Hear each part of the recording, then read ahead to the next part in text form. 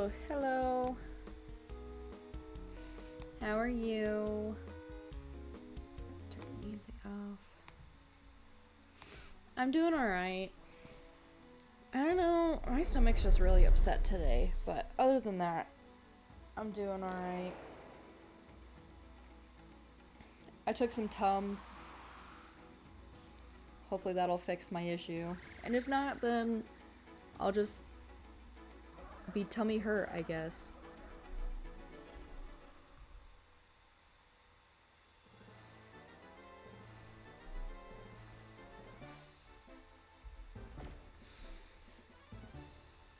Man cold, but it feels way worse than it should. Yeah, I getcha. Okay. So I know technically we could go defeat the, like, ultimate bad guy, but, like, I kind of want to clean some fossils and maybe change some of my Vivisaurs out. Maybe for the... Oof. Yeah, he just kind of triple comboed you there on the sensory issues. Ooh, 9 fossils integrated? Oh my goodness. Could it stop talking about my antivirus? Oh, hello. Hell yeah. Ignore how terribly I was cleaning those fossils. Hell yeah. Hi, UFO. How are you doing?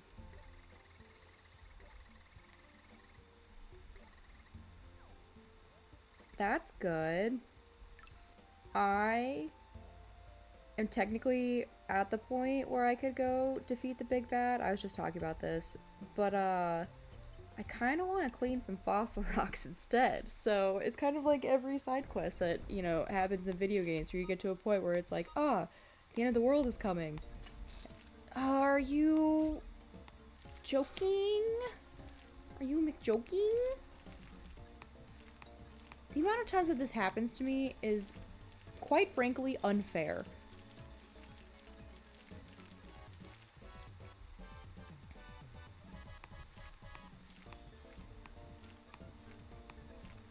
All but one of the ace characters. Hey, good for you. Ooh. Oh my goodness. Why is it so fragile? I'm suing this dinosaur for emotional damage. Especially if I fail to clean it. I swear. 53. Okay.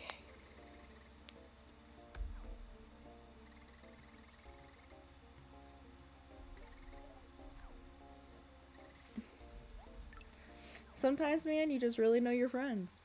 What can I say? Ugh.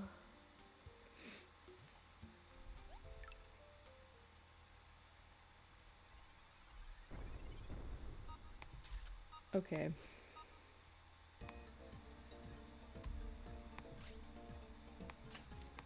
I swear, every time I'm like, I'm not gonna be an idiot. I'm gonna remember to drill before I start going in and cleaning the fossil. And then every time, my dumbass just straight up goes for it. And every time, without fail, there's always one soft fossil that gets absolutely destroyed. Ooh, why is my laptop lagging? Good grief. Why do I don't know if it showed on your guys' screen, but I had the loading circle of doom pop up, and then my whole computer just went, but yeah.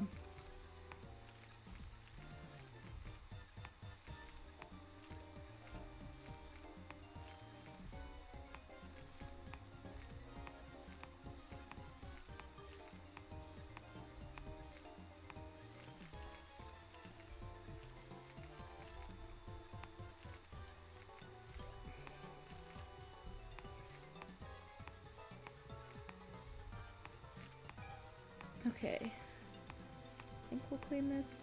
Okay. You know, The amount of these dinosaurs, though, that have, like, issues because I've absolutely destroyed their fossils on accident when trying to clean them. Not this guy, though. This guy's fine. But, like, that last guy, he's gonna have so many spinal issues because I fucked up his tail. Oops.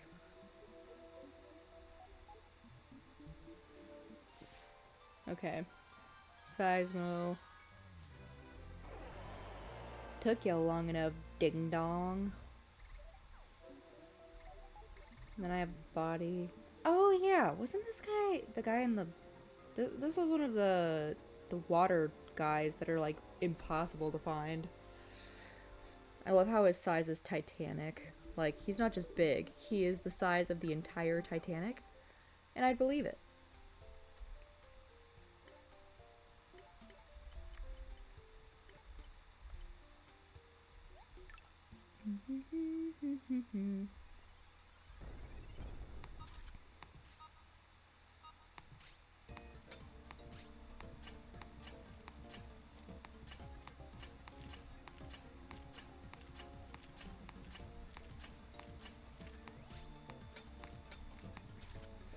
I don't know, it's weird. I don't know if it's like the leftover rice I had for lunch today, because it was only like a day or two old, so it shouldn't have gone bad. And I definitely was keeping it in the fridge.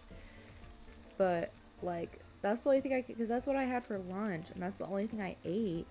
So that's the only thing I can think of that would be causing me to have such stomach issues.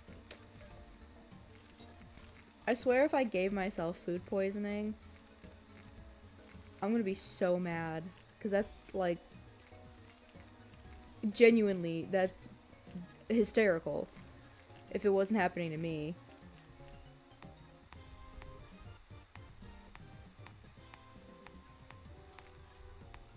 But it's fine.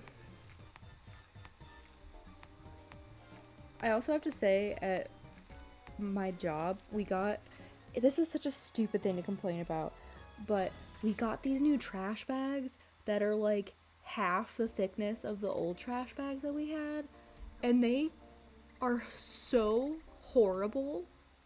Literally.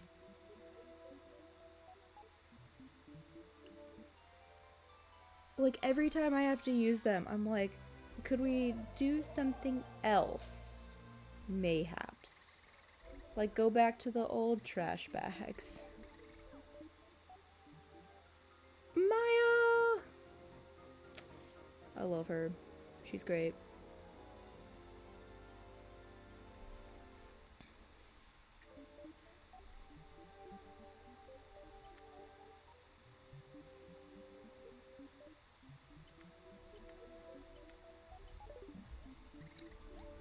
I'm wondering if for the last battle I should try to get Vivisaurs that have synergy.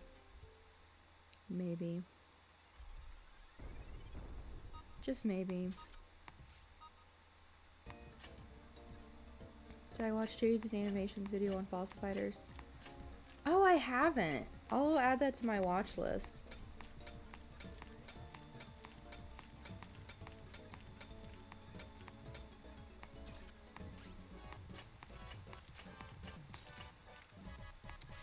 Well, I didn't mean to like shatter your spine there, bestie.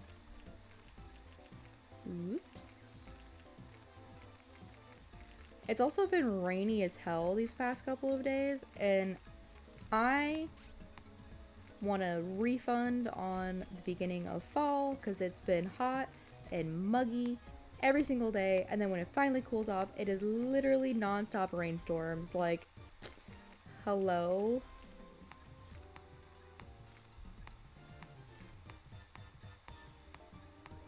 But yeah, I'll have to check that video out. That sounds interesting. I especially love videos that are like a person doing a deep dive into something that is like somewhat obscure or whatever, and it's like a couple hours long. I don't remember what the guy's name was. I think it was like Quentin Reviews or something, and he did like a whole series deep diving into like, I think it was first he did iCarly, and then he also did Victorious, and Sam and Cat, and then I think there was another show that was part of it, because they're all technically part of the same universe. And like, it's crazy how much information he got out of those, like, because there was like the show, there were games, there was merch. There's also like the iCarly reboot that happened. Oh! Ooh! I swear I have to stop going for the biggest hammer too. Like that is what is going to get me killed here. Well, I guess it wouldn't be me getting killed. It'd be me killing the dinosaurs. Mareep single-handed. Oh, I did not mean to do that. I let go and my laptop did not register it as me letting go. Mareep, #1 killer of dinosaurs. Not because she hates them or anything. She's just really bad at cleaning their bones. See, this is just proof I'd be a terrible archaeologist. Paleontologist, actually. Paleontology is specifically for dinosaurs. I remembered that. Bream. Probably put that down a little bit. Yeah.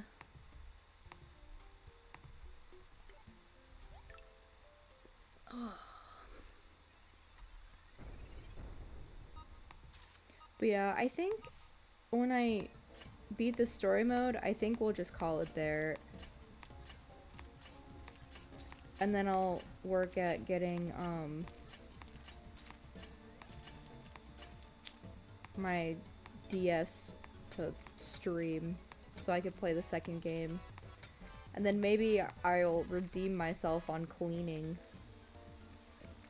Or I guess I could just play it as an emulator. That might be easier, honestly. Decisions.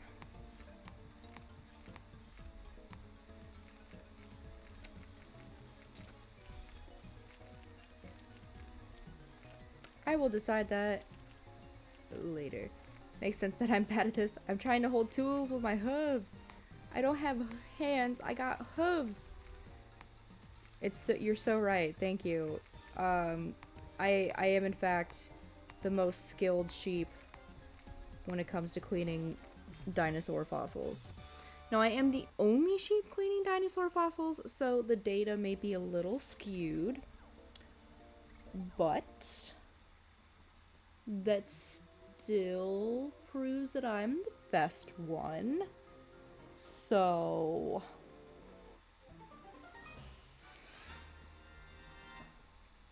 oh my gosh, he's so large.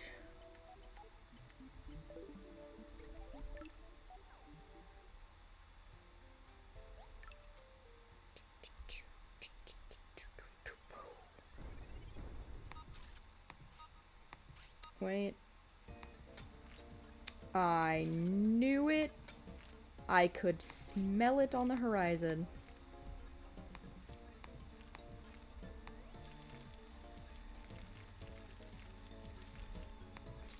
It wasn't that I could smell that it was a delicate bone. I could smell my impending embarrassment by cleaning it terribly.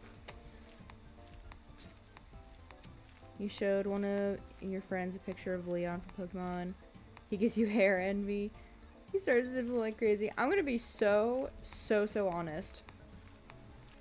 Leon, because I'm an eldest sibling, the way that Leon dresses gives me younger sibling energy, even though I know he's the older one. And so I cannot take him seriously because he reminds me of my younger brothers. And I'm like, it's a whole ass kid, man. I'm the most advanced sheep because I'm the one cleaning fossils. Cheris, I don't remember which dinosaur that is. Ooh.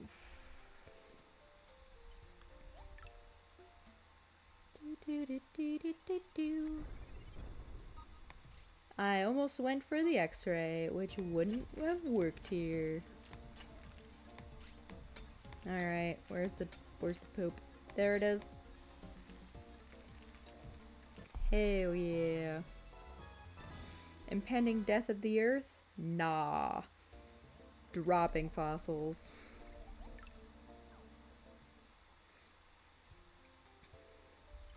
I don't know, I just remember, the only thing I'm worried about with cleaning in Champions is that I remember there being, like, the mechanic where, there's, like, the little dots, and you have to get, like, right onto the dots. I don't know if I'll be able to do that on my laptop, is the thing.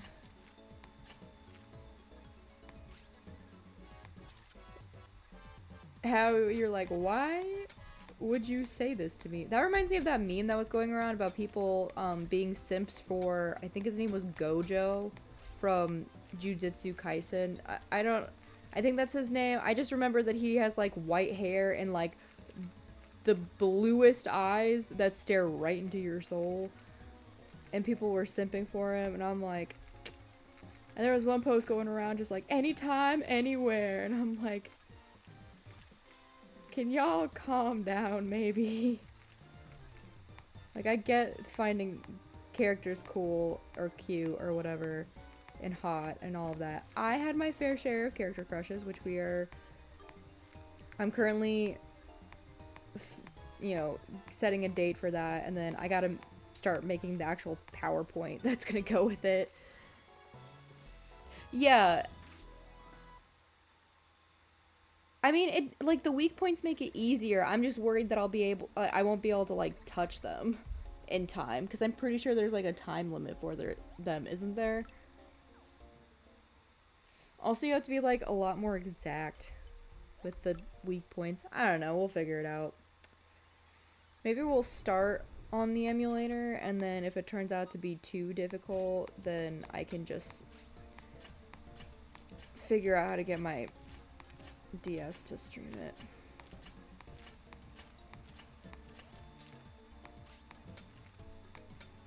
Breaking his little toes. He sent him a picture of Guzma, and he for real turned into an AO3 author. As someone who is an author on AO3, that shit's so funny. No, I will not be sharing my handle because I mostly have Batman fics on there, and I do not want to share with the class. If you happen to find them, then good for you. I'll never tell which one is me though. You'll have to find it on your own, and you'll just have to guess. Oh, it's 5 seconds for each? Okay. Well, that's not so bad. Yeah, I'll test it out, and we'll go from there.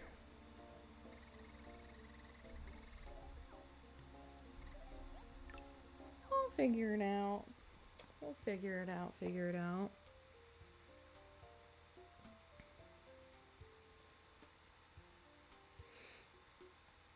I don't know.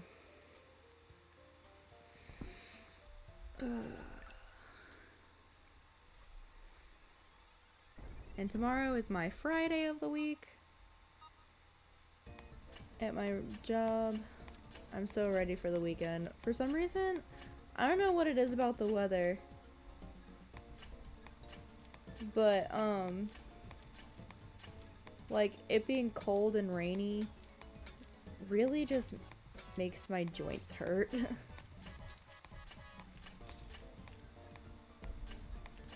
And since it's been like cold and rainy like non-stop since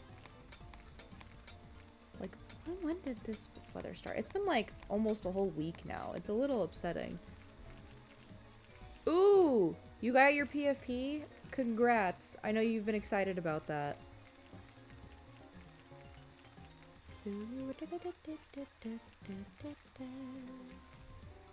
Ooh.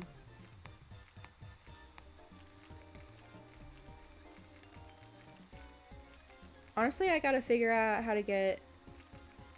Okay, so my sister drew her version of my little icon character, and it's so cute. And her drawing style, like she's really good at like anime stuff and things like that.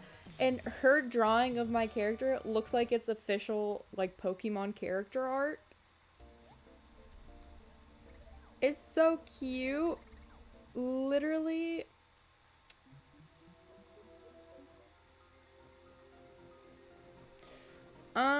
So I'm on OBS. So I don't know if it'll... Oh, there, yeah, I will. Oh, that's cool. That's cool.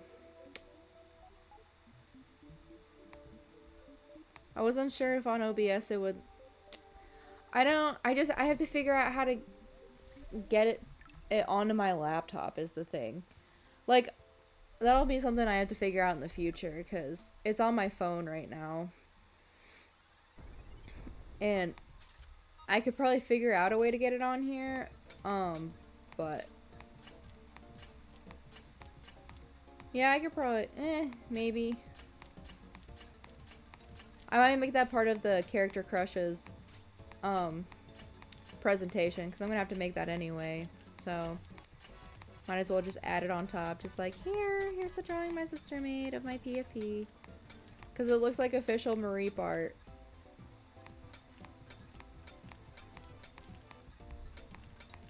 I mean, yeah, I'm sure it's easy. I just, like...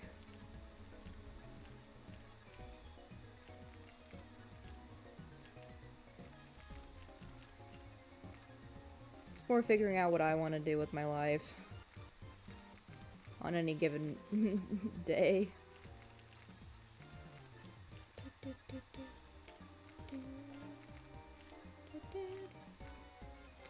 I don't even know if I have Discord on my laptop is the thing. I did, like, in college, but I deleted it for more space for, At one point I deleted it for more space so I could try and download Baldur's Gate, and then, Baldur's Gate was too beefy for my poor baby laptop. I don't know why I was using the inferior drill there. Okay. We still got 75 points. The good news is the Tums is working. I no longer feel sick to my stomach. I love being an adult with a slightly sensitive stomach. Like, it's wild. I could eat the same thing every day, and every day my stomach reacts to it differently. I don't know what's up with that.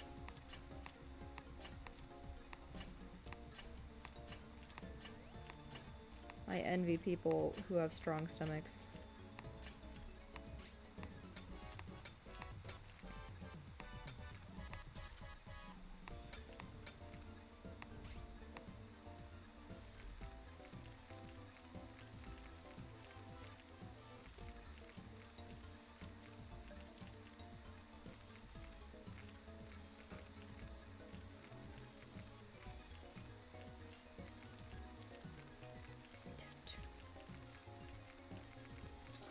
Ah, shit. I wasn't trying to hurt it. These fossils are impossible. It's fine. I'm just giving all of these dinosaurs the same joint issues that I have. Don't worry, King. It comes free with your existence. It's on me. Maybe if I give enough of these dinosaurs, like, chronic spine issues, maybe mine will miraculously heal. Because that's how that works, right?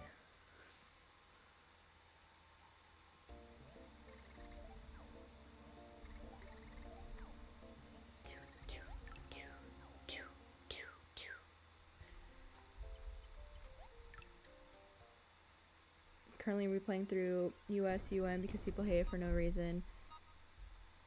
It's unpaid defense attorney. Found 3 full odd shiny. Oh, Ultra Sun, Ultra Moon, yep.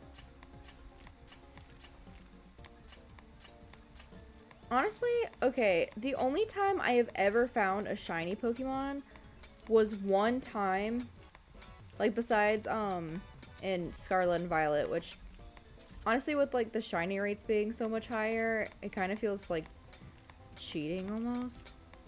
But anyway, so, I was playing Heart Gold.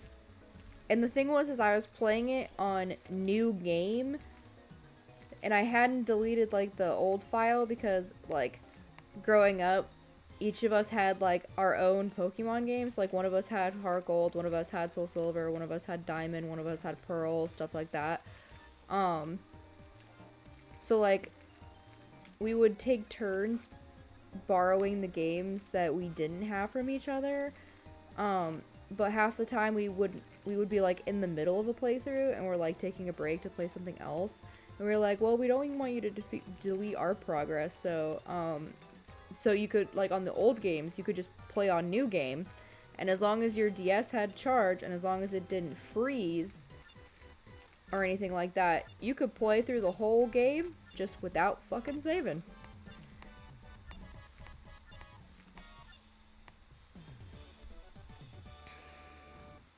So, you know, I was doing that, and then I remember, because it was in the town where, what is her name? Is it Whitney?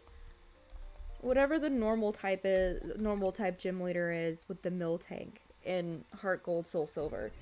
I was, like, in the route right before you get to that town, and I found a Spearow that was shiny, and I remember being so upset because since I was on New Game, the thing about playing on New Game is that you can't save, which means that you can't go into, like, you can't trade or anything like that because you have to save to get to that area. So basically, that shiny was there for a little bit. Goldenrod? It might be Goldenrod. I'm not actually very familiar with the towns in Heart Gold and Soul Silver. I've only played it through it, like, once or twice, and even then, I don't know if I've actually completed the game. I only remember getting far enough to play the athletic tournament stuff. That was the thing I was always interested in. Doing the Pokemon competitions. Not even to get items from it. I was just like, I want to compete with my Pokemon.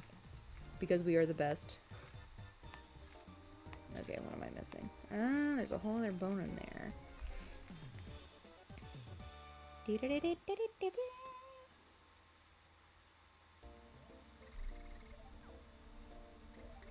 I love all of these Vivisaurs that I cannot revive.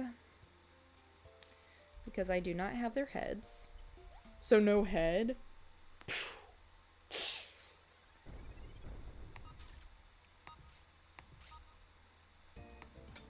Okay. But yeah, it was probably Goldenrod. That makes sense. Oh my goodness. Calm the heck down. Yeah, I'm the very best that no one ever was. To train them was my real test. Competition was my cause. I remember at one point I was showing my brother, like, how many of the competition, like, points I had from it, and he was like, what are you gonna spend them on? I was like, you can spend them? Like, it didn't even occur to me that there was a store to spend the points that you earned doing the competitions for. I was just riding the high of having so many. It was great. Man, your arms are gonna be fucked up, dude. Sorry about that carpal tunnel. Squark? What the glarp? What the glorp?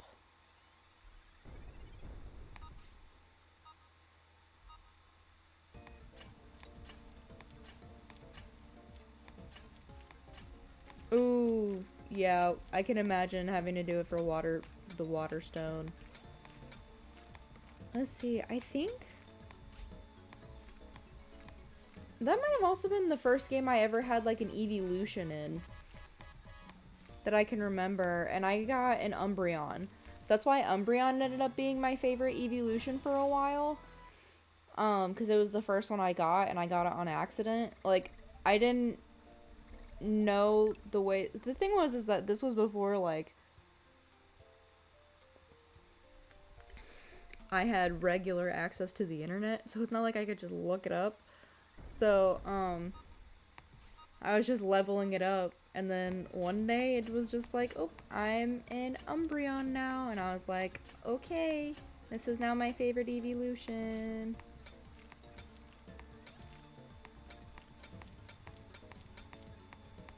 And it was mainly because it was the first evolution I ever got. Oh my gosh, why is my cat being so annoying? That makes sense, yeah. That one would be your favorite. Well, Umbreon was my favorite until they released Sylveon, and now Sylveon is my favorite evolution because my favorite color is pink, and Sylveon is pink. And that was pretty much all the neuron activation that it took for me to be like, that one's my new favorite. Sorry, Umbreon. You've been dethroned.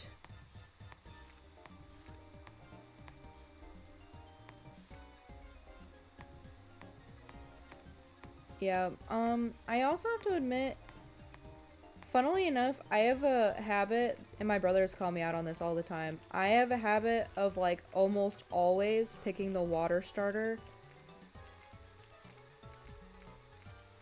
Ooh, the first one you got was Flareon? Flareon's a good one. He's nice and fluffy. But yeah, Sylveon is my favorite because it's pink.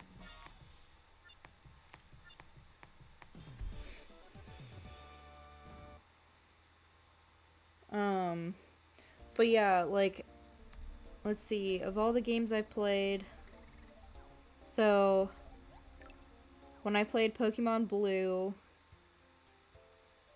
I picked Squirtle.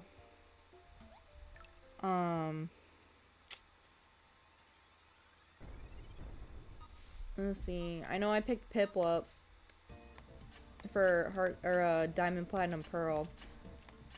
Heart Gold, Soul Silver was one of the odd ones out because there's only 2 starters ever that were not water starters that I've ever picked, and that was Chikorita in Heart Gold, Soul Silver, and then Sprigatito in Scarlet and Violet. Every other game I've picked the water starter if I've played it.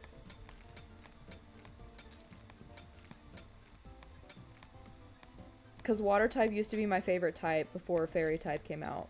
Because once again, it's pink. And my brain just went, oop, that's my new favorite. That's probably why I had X and Y as my favorite game for a while, because that's when they introduced fairy type.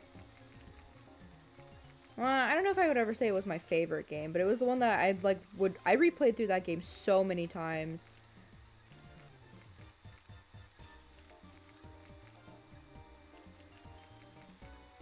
I don't know. I'm biased towards Diamond, though, because that's my first game that I ever played. And I feel like a lot of people are biased towards, like, the game that was the first one they ever played.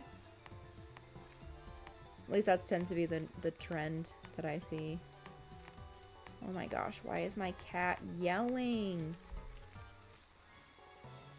The ones you don't pick are Empoleon, because you picked Monkey, and Inteleon, because you picked Monkey again, and Quaquaval, because you liked the other 2.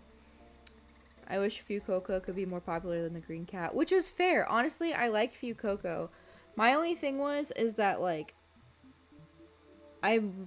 when I pick starters, I 100% go based on, like, which one I find the cutest upon, like, immediately looking at them. I'm like, whichever one, I'm like, oh, that one's cute. Whichever one I think about that first, that's usually the starter I go for.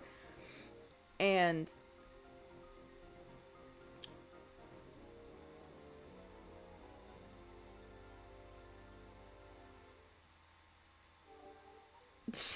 I think Chikorita's cute. Be nice to my child. Literally, the constant suffering that I had to endure in Heart Gold and Soul Silver because the first, like, 2 gyms. I think Chikorita has, like, the most gyms that are super effective against it in the game. There's really no reason to pick it as a starter, but I was like, it's cute. I want it. So I picked it. What can I say? But yeah, I remember being really mad though because I really liked Sprigatito's design. And then, like they do with every single cat Pokemon that they make, it went from 4 legs to 2 legs, and I was so hoping that since it wasn't a fire type, that it would get to stay on all 4 legs, and I was just greatly disappointed. Honestly, I wouldn't be surprised if they hated grass type in Gen 2. That would not be surprising in the slightest to me.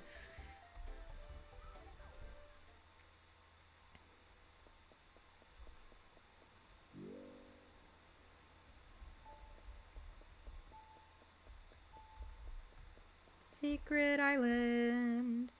Secret Island. Secret, secret, secret, secret island. Wow. It really is the struggle busing Pokemon.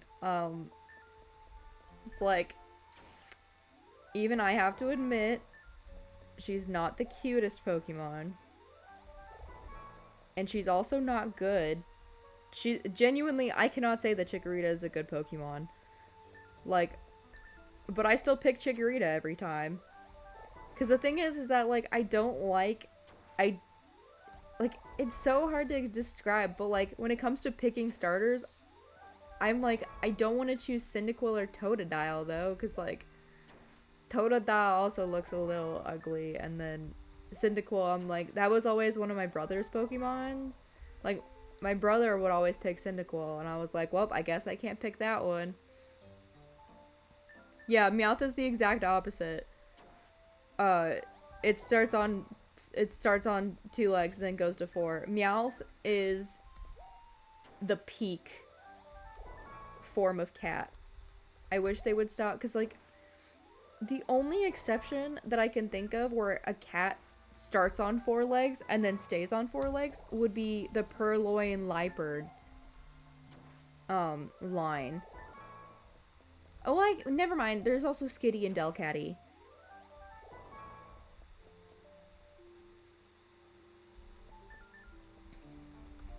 Well, joke's on you.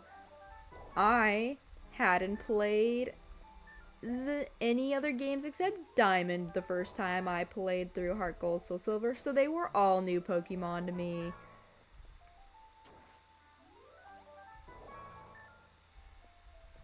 Vileplume and Venusaur. Yeah, then those are pretty, you have to admit though, those are pretty based Pokemon right there.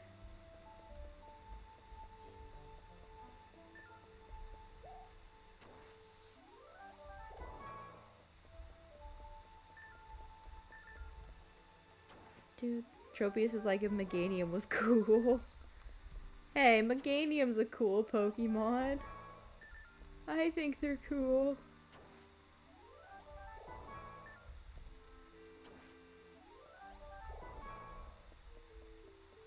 It's not, the stats are not good though. That's for something, that's for damn sure.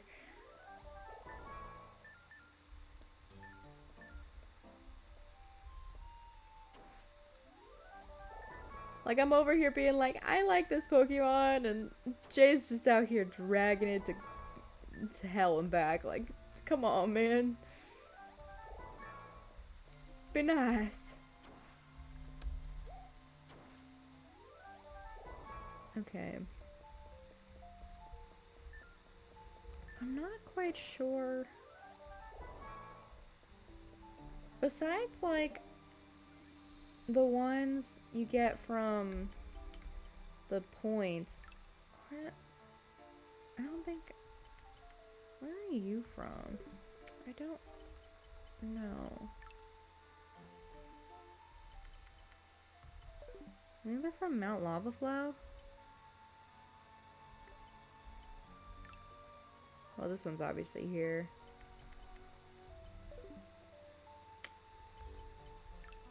Bream. I like their name. I think I remember liking this Vivasaur. I'm trying to remember what my team was when the first time I beat this game. I cannot remember it at all. Myosaurus. because I love Myosaurus. Hoot Hoot Lady and Chikorita. Okay, this will certainly be an opinion. What is its name though? There's like one Pokemon I despise every time I see it. It evolves from Smoochum. I can't remember its name. Is it named Jinx? Is that its name? Is that what that one is? I hate that Pokemon. Smoochum's evolution. Hate that motherfucker. I would fist fight them in a dark alley and I would win.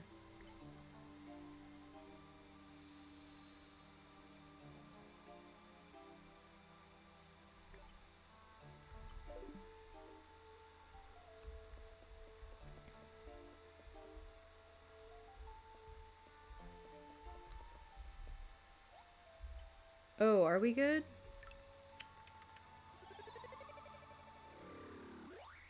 Ooh, I hope there's no more glitches.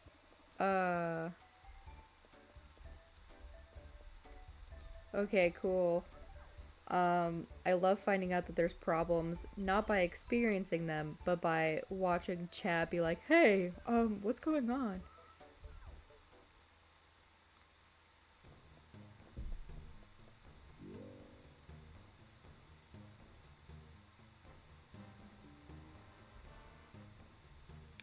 I, for one, love Chikorita. I don't care if that fucker has terrible stats. I love him.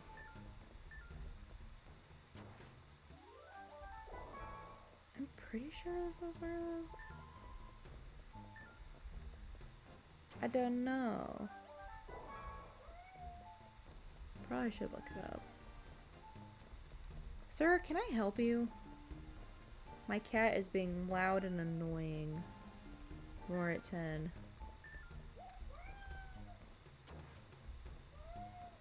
What do you want?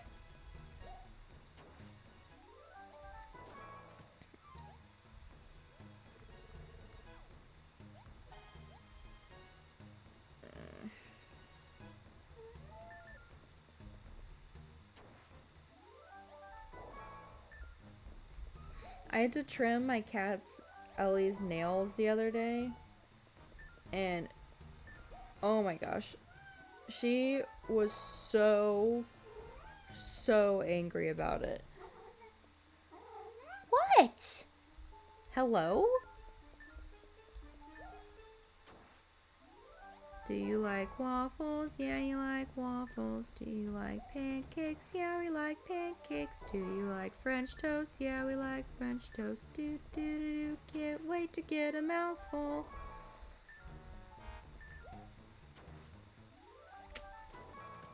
Anyway.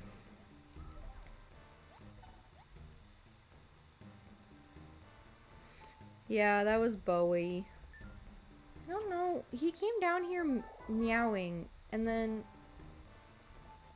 he came up to me like he was expecting me to do something, and then he walked away. So I don't know what he wanted.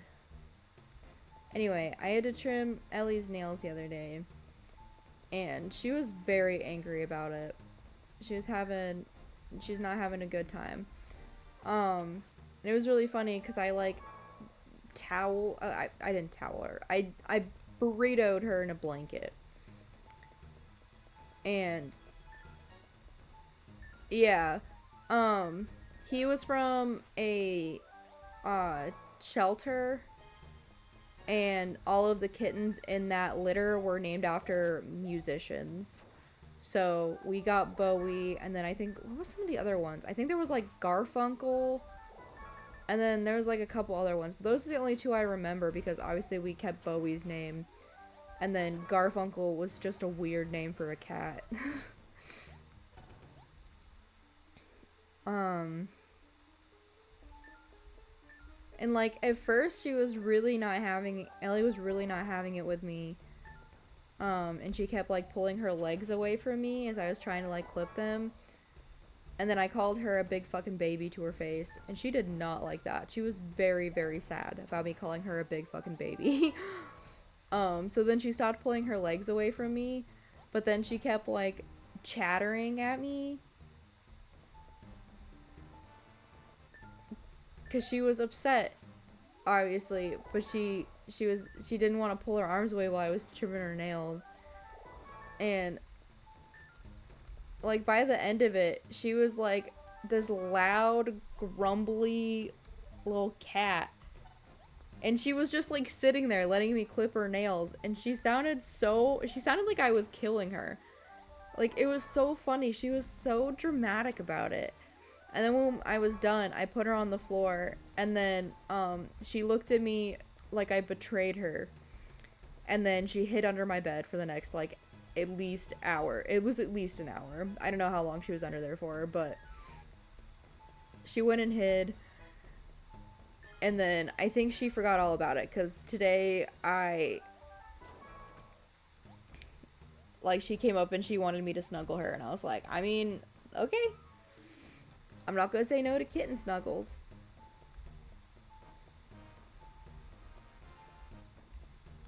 It was just so funny. But yeah, funnily enough, a lot of people ask, like, when they hear my cat's name, they're like, oh, like David Bowie. And I'm like, actually, yes. We didn't name him that. He came with that name from the shelter we got him from. He actually was part of a bonded pair. So, like, because we got 2 kittens. Because that was, my mom's birthday present to herself a couple years ago. So she got 2 cats. And, I don't remember what his original name was, because it wasn't Garfunkel. I remember because Garfunkel was like a different cat that hissed at us, and it was really funny because he was like this tiny little kitten that like hissed at us. And we renamed him Theo, and then he came pre-packaged like that. Yeah, he came with that name. And then unfortunately Theo passed away like a year or 2 ago now. Because he got out of the house, and we aren't actually sure what happened. Either, because the thing is that like it was either that he got hit by a car, or he ate something that was poisonous, and like the vet wasn't even sure. But yeah, we had to put him down. But we still have his brother.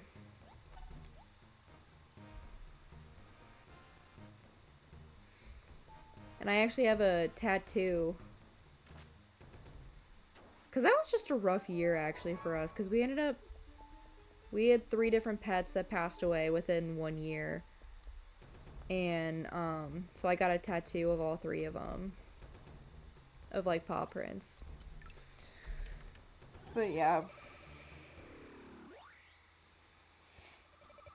Because in that year, yeah, thank you. I'm better now. It really sucked when it happened. But like at the beginning of the year, so our dog that we had since I was like 4, she started having like issues with her kidneys. I think it was like her kidneys were failing. So we had to put her down at the beginning of the year. And then over the summer, while I was home in between like semester, like in between years at college, my cat that I'd had since my 4th birthday went into stage 4 liver failure, and we had to put her down. And then not that long later, Theo got out of the house and then passed away. So it was a little bit of a rough year, I have to admit. But for the most part, so it was the other 2. So our dog was Zoe, and the other cat was Libby. And honestly, with Libby and Zoe, like, it was kind of their time. They were getting old, and they were having like organ failure issues and all of that. And then I do have to say that Theo was a surprise we weren't really excited about, because he was only like a year. He was between 1 and 2 years. I don't remember how old he was exactly, but he wasn't that old. But on the bright side,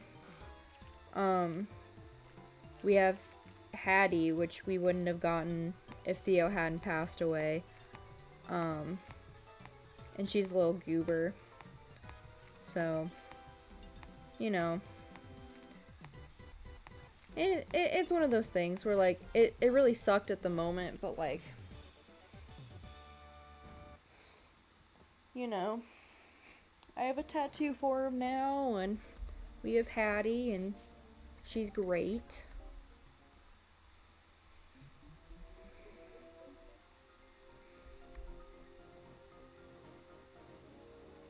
Yeah, he was really young when he passed away. Because he was like, I don't think he was 2 years yet. So it was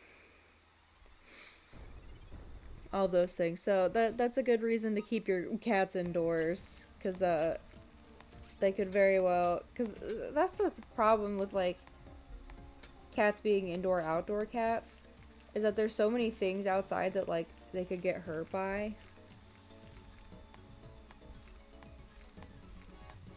So I'm a big proponent of keeping your cats indoors unless you have them on, like, a leash or in, like, a baby carrier or something like that.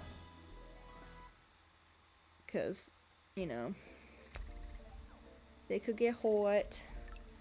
Man, I wish they would count this huge dropping fossil as, like, more than one. And I know that cheapskate Knick-Knack is going to count it as one, even though it should be two. But yeah. Okay. I don't know if we'll actually get... Oh my gosh, why do you keep breaking? Why... I'm gonna have to give you a facelift.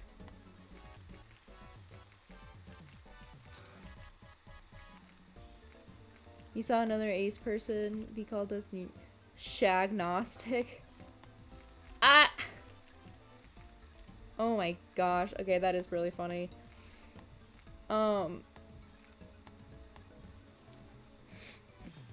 one of those people who, like, so I am asexual, but the thing is that, like, I constantly question whether I am or not, because I'm like, maybe I'm just, like, you know, those things where you're like, oh, I don't know if I actually am, maybe I'm just an imposter. But then 2 of my coworkers started dating. Oh, I forgot it's the duck guy. Duck guy. And oh my gosh, they are so disgusting. Like, they come in, like, they drive to and from work together, and honestly, like, them dating, it's fine, it's whatever. But, like, the thing is that, like, ever since they started dating, their work ethic has, like, dramatically decreased. And, like, they were already, like, not great at their jobs to begin with. And, like, it's, like, gross how much PDA they have at work. And honestly, the only thing I'm thankful for about them is that they have, reinstated my faith that I am asexual, because oh my gosh, because they're constantly, like, all over each other. I'm like, you're at work. And then, like, one of them is wanting to move, like, positions from animal care to, like, one of the people up front. And that's where the girl that he's dating was originally, like, she was originally one of the front desk people, and then she moved to the back. She didn't want to be a front desk person anymore, and I was like, okay, whatever. But then he's wanting to move up there, and then she's trying to... Yeah, I mean, I don't think there's any rules against dating at the workplace, but, like, I'm gonna be honest, talking to them is making me want to invent a new slur for straight people.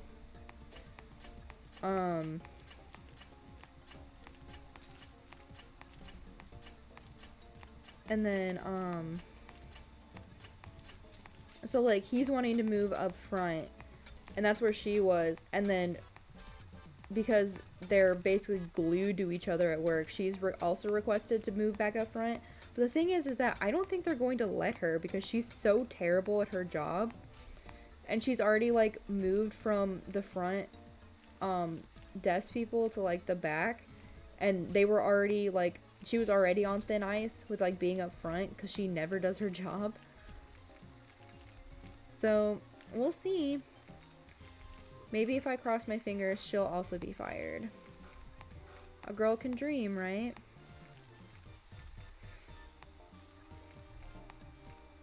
But yeah. Ugh. I kind of hope that she gets approved to go back up to the front, because then she'll no longer be my problem. Because she doesn't clean her rooms properly. She leaves a mess for like everything. She doesn't clean her dishes. She doesn't restock the rooms after she cleans them. She doesn't even do like the bare minimum that she's supposed to do for her job. And I'm so over it. And she also takes forever to do her job. And it takes her even longer now because she's spending so much time like going out of her way to like talk with her boyfriend and interact with her. It's not a slur, but you've been calling them default setting individuals. Yeah, people dating should be kept in their houses. Honestly, people who are dating and who are that gross should honestly be locked into their house until their honeymoon setting is their the honeymoon stage is over with, because like literally like she'll be, so her, usually what happens is that her room assignments will be on like the other side of the building from his, and then she will go out of her way to like go into his rooms and like talk with him, and she doesn't even like help him clean his room or anything. She just goes in there to like hang out with him. And then she's not getting her room clean. And then he's not cleaning his room because he's wanting to talk to his girlfriend. And then, they wonder why it takes them until, like, it's time to leave for them to be done with their rooms. Even though they're supposed to be done with their, like, the goal is you're supposed to be done with your rooms by, like, 3 if you can. So that you can walk dogs in the PM. Because often what happens is that, like, so we walk for 2 hours in the morning, and then you clean, and then in the PM you're supposed to go and walk dogs that weren't walked in the morning. And then if there are like priority dogs, which means dogs that like will always go to the bathroom outside, like we try to get those ones out at least twice a day, because then like, you know, because there are some dogs that are, like, they come into us and they're just so well trained that like they won't go to the bathroom in their run, which, you know, is good for when they get adopted, but sometimes it just means that, like, if we're not walking them, it just means that they're in their run all day, not able to... Oh, I work at an animal shelter. So I work in, like, animal care. So basically, like, what my job is that, like, so I go in, I start the day by either walking dogs or by, feeding them, depending on what assignment I'm given. And then we spend most of the day cleaning, and then usually we finish the day by either walking or feeding again, depending on, again, what you're assigned. And that's pretty much my whole day, which honestly I do like my job. I just wish that like my coworkers cared about this job as much, like even like a fraction as much as I do, because it feels like they don't, you can tell that they don't care, and then the animals are getting like lackluster care, and I always feel so upset about that, because oftentimes like you go in after one of these people is clean and there's still like dog poop smeared on the walls or on like the, you know, on the cages, and like things aren't being restocked, which means it take longer to clean in there and all this other stuff. And Mordecai and Rigby coded. slacking off and giving a gumball machine migraine. Honestly, I think Mordecai and Rigby actually work more than these two do. You saw the classic Connemad that has a kid throwing a tantrum. I'm gonna be so for real. I'm the kind of person who, like, I go into a, like, you know, into like a pharmacy to get like my prescriptions, and then I'm afraid to go down the aisle where like the family planning stuff is, because I'm always like, what if someone thinks I'm here to buy condoms? Which is such a weird fear to have, because it's not even like I'm embarrassed about like needing them if I needed them. I just hate being perceived by other people, and like I know the people who work there now, and I'm like, what if they think I was like, what if they start asking me uncomfortable questions I can't answer? At least not in a way that would be satisfying. But yeah, so gosh, I hate those two. And then there's another person who, lately, I don't know if they have, like, actual health issues going on or something like that, but, like, they've been calling in sick a lot, or, like, what they've been doing is they've been coming in, and then once we get our room assignments for the day, then they get upset, and then they claim that they're feeling sick, and then they go home. And I don't see the point in doing that, especially because I don't even think he drives. I think his parents drop him off. So, like, I'm just, like, blown away by the fact that, like, he will have his parents drop him off at work and then decide that he doesn't want to clean the rooms that he was assigned for the day and then go home. Like, yeah, like, why show up? Like, I am all for people who have sick leave taking that sick leave and using it. You know, no judgment there. But, like, my problem is that he'll show up multiple days in a row and then see his rooms, and then, like, he'll leave after he's there for, like, an hour or two. Like, yeah, like, he should just quit. Like, I don't... Like, today, he, was the first time in, like, what seemed like a week that he stayed the whole day. And then when he's here, he doesn't even, like, clean things properly. He leaves, like, cat litter all over the floor and stuff. I don't know. I have some pretty shitty coworkers. I feel like everyone has pretty shitty coworkers that they can talk about, but I have a lot of really shitty coworkers. Like, he could literally... Like, so, we get paid about, like, $17 an hour at the job I work, because, unfortunately, animal care jobs don't pay the super best. He could literally work at Target or something like that and get paid more for doing less than we do here. Because, like, our job is a very physically laborious job. And, like, not to say that, like, people who work at, like, places like Target and Walmart don't do physically laborious jobs, but, like, I don't think they're, like, heavy-duty cleaning, like, you know, dog runs and wall cages and all of that. And then we have a lot of, like, animal lifting and moving and all of that. Mop innocent. You have great coworkers. Side note, I am unemployed. I love the power move of calling your family your coworkers.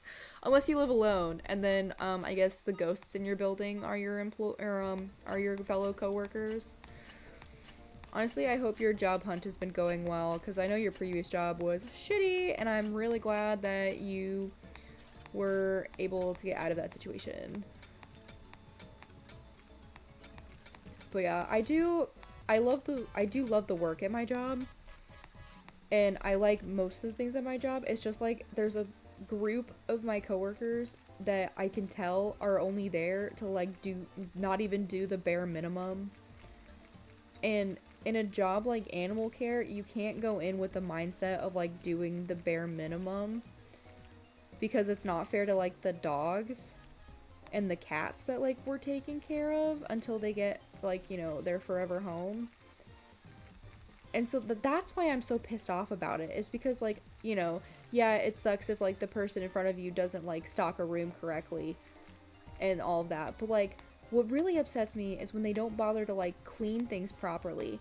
Because then there's higher chances of, like, sickness being passed around. And also, like, it's not fair to, like, leave an animal to, like, sit in the mess that it made, because it doesn't know any better. Like, it's not like dogs make messes in the cages that they're in because they want to just make a mess. It's because they're a living animal that has to go to the bathroom. And as a shelter, we only have so much time that we're in the building and all of that.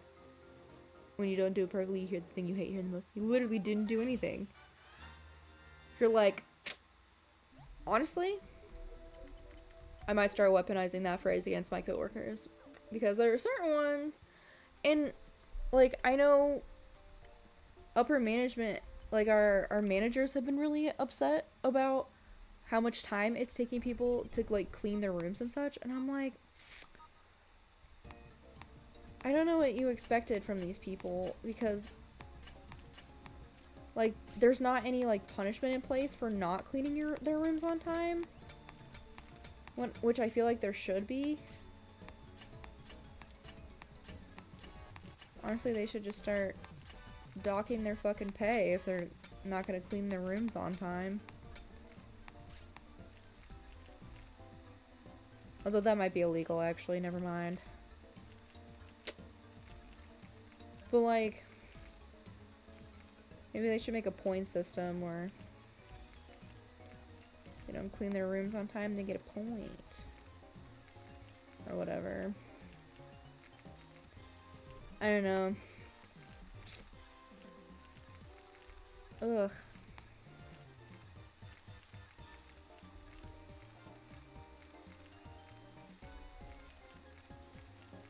A bonus side of my job, though, is because I'm doing so much physical labor every day, I've been gaining, like, arm muscles for, like, the first time in my life. And it is so gender affirming. Especially for someone who has none.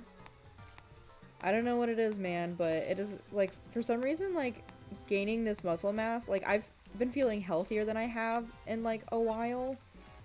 Because of how much, like, I'm moving my body and stuff, because I do have, like, some unknown chronic pain disorder that we think is caused by some, like, what we think is happening is that I have some sort of chronic inflammation issue going on. Oh, excuse me. Although we're not sure entirely. We're still figuring that out. That'll be something I have to figure out after we figure out my cluster headache situation, which I see a neurologist next month. I'm so excited. I'll make something very small and insignificant.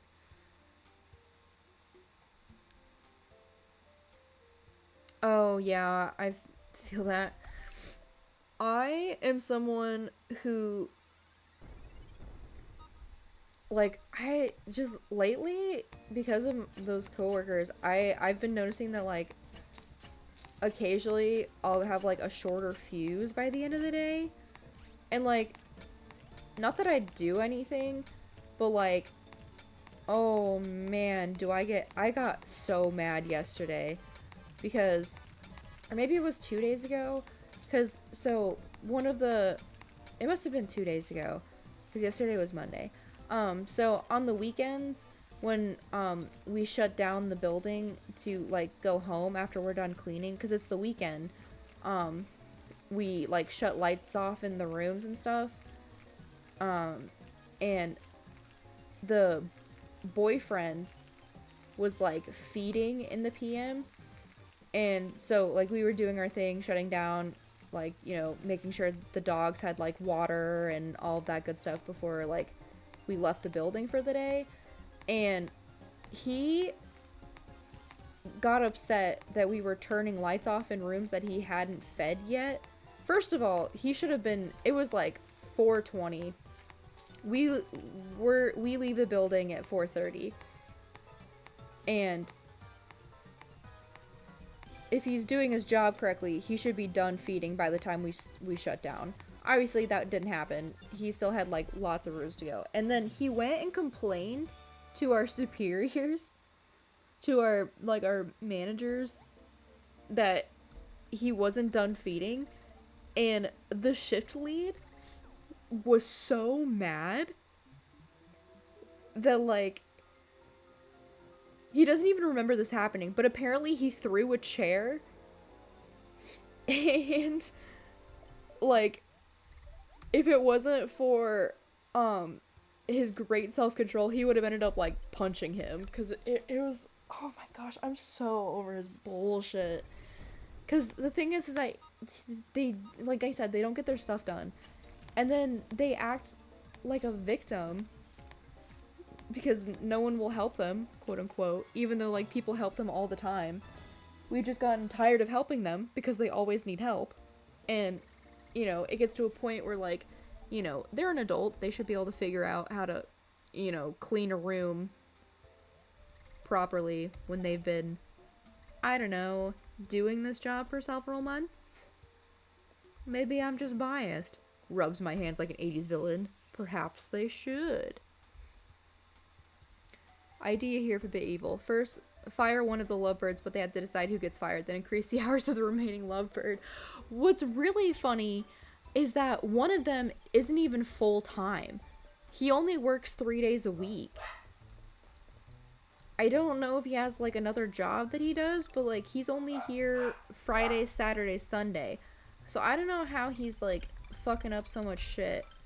But he's only here 3 days a week, and I'm gonna be honest, even that is too much. One of the reasons that he's moving up to the front actually is because since he's part-time, they're actually getting rid of the part-time position for the animal care department, which is where I work. And so they're moving him, so he's like trying to move up front to like one of the, you know, front desk people, and I'm like, he's gonna get his ass fired because he is going to upset a customer, and that's gonna be it. They're gonna get rid of him then, because like he's not gonna be able to get away with. Why is that one a 50? Let me buy that fossil rock.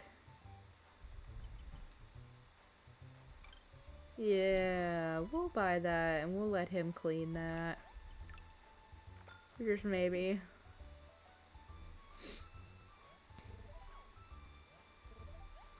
But yeah, that's really funny. That honestly, they should move the boyfriend up front, fire the girlfriend, and then eventually the boyfriend will get fired because if he pisses off a customer, they'll have to let him go.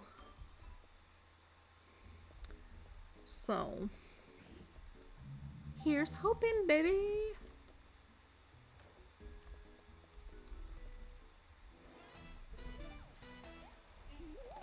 I think I just need... Oh, I do have 30. Oh, can it be? But that is all of them. My collection of hardened poop is complete. Well then. Da, da, da, da, da, da. Yes, monsieur, it is time for your final reward in my hands. Goodbye, monsieur. I have enjoyed your visits, but you won't need to come by anymore after you picked up your gift at the mask salon. The dropping mask. I mostly appreciate all your efforts collecting my droppings. It's been a long, bumpy, slightly squishy road. But now I have all of them. Wee, hee hee, hurr. Him, sorry. You must forgive Knick-Knack. He is one happy puppy. Monsieur Marie, you are my one and only dropping man. Thank you. Okay, I have a very, let's see, okay, so I have a very nuanced answer for birds as pets, and the thing is that it depends on what bird you're talking about as a pet, because most tropical birds, like 9 times out of 10, they're caught out of the wild, and then through an illegal pet trade, they end up in like pet shops. So things like budgies and stuff, only about like half of them are actually like bred domestically, and the other half are just like taken from the wild. So I'm always really hesitant about like birds as pets just because of that. But if you're having like pigeons as pets, like that's fine. Like, you know, you can just, there's so many of them in America, and there's so many people who like breed them domestically now. I'm like, that's fine. So honestly, I would not, I don't judge people for having birds as pets. I'm just very hesitant about it just because of, like, you know, the reality of, you know, a lot of it being funneled by the illegal pet trade and it having, like, devastating effects on places like the Amazon rainforest and such. Yeah, sorry, I'm a ray of sunshine when it comes to animals as pets. Poof fossil aficionado accused of killing Irishman. This is the first case on Fossil Island of knick-knack paddywhack. I feel like I've heard something like that as a joke before, but that's good, honestly. A knick-knack paddywhack.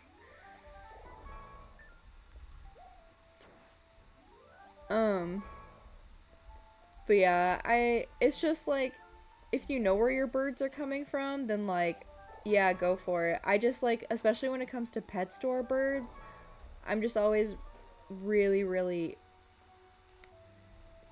cautious about it. Let's see, what's another one? Like cockatiels, I think, are ones that are also, it's like, you got like a 50-50 shot of it being like either bred locally or like illegal pet traded. So it's just like, birds are cool. It's just like, the thing is also the main thing that I worry about is that when it comes to pet birds, people don't often realize like how much enrichment is truly needed to like give them like a healthy life. Like, they can't just like live in a cage their whole life. Honestly, like, even something like a small budgie would take like a whole room to itself. Like, it could take like a whole house to itself because that's how big its territory will be in the wild. And often it's hard for humans to replicate just like the sheer scope of stimulation and enrichment that birds would get in the wild versus in a home. I do not think I know Hunter J in Pokemon. If he's from the show, I'm not very familiar with the show.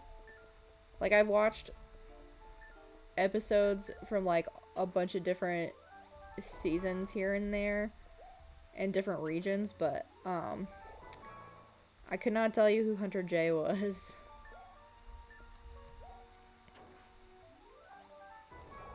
Oh, like they like killed her? I didn't know Pokemon had it in them. But yeah, honestly, I don't judge people for having pet birds. I just myself, I'm very wary of pet birds just because, like, unfortunately, having a biology degree and having a lot of conservation classes means that I'm unfortunately very aware of, you know, stuff like that. I also visited a dang, did the salamence survive? Oh damn, she drowned on screen. Slay. Dang, not even the salamence survived. Man, at that point I think that's just overkill. Heh. I like the pun I made there.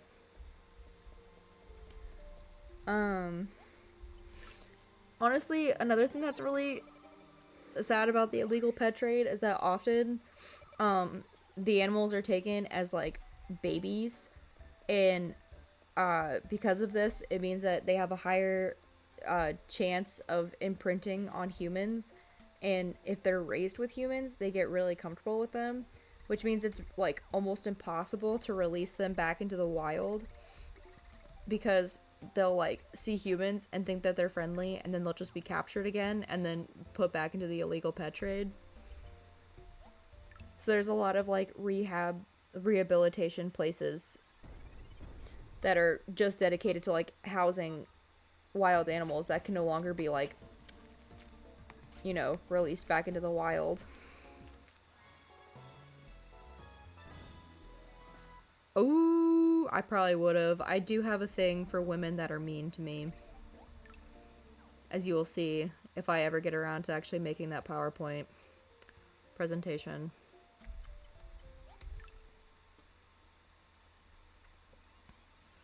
Yeah, like you have to kidnap a baby. Like that's literally like I'm gonna be oop. I'm gonna be so honest. In Minecraft, so like you have to kidnap a baby fox to get a fox pet.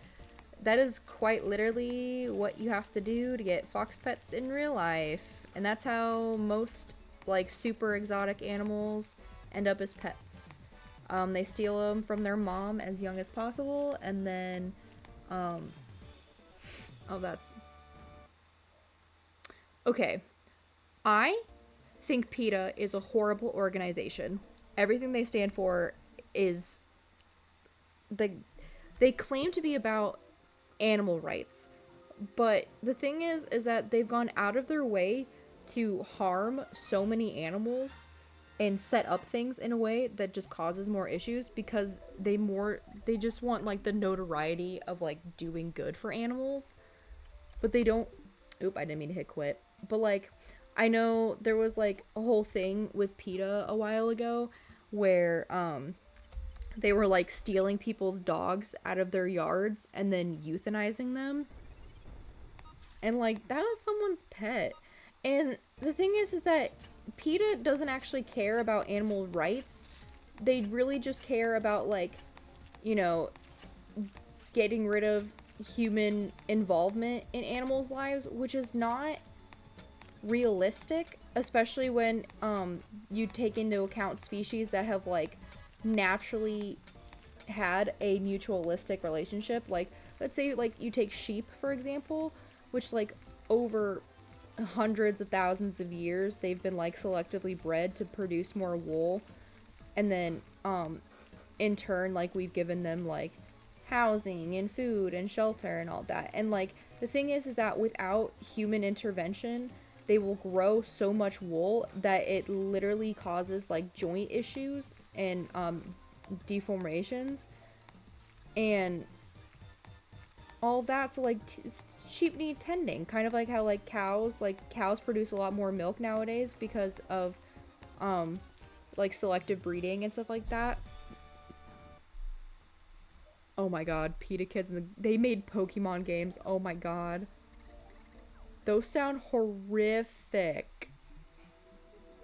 Show the dirt turn Pokemon and people into statues, including the Lake Guardians, all Regirock, Steel, Ice, and Gigas, and as well as both Pikachu and Meowth. And she also set the entire Eterno forest on fire with her Salamence using flamethrower.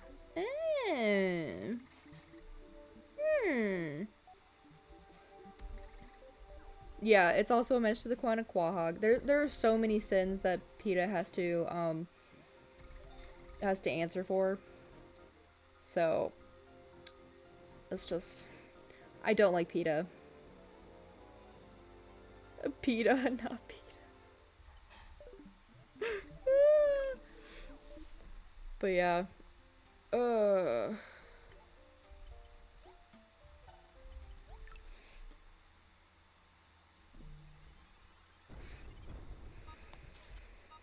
But yeah, conservation. It's very important. And like, I know that they're, right now, I think they're trying to like make domestic foxes. But the thing I'm just thinking is like, why? We have like dogs and cats as domestic species. And like the thing is that like, when it comes to domestication, the reason that most of the animals that are domesticated now was because there was some mutualistic benefit for both parties. So like with dogs, you know, often we would breed them for specific jobs, and then they would do that job really well, and then like you would keep them well fed and housed.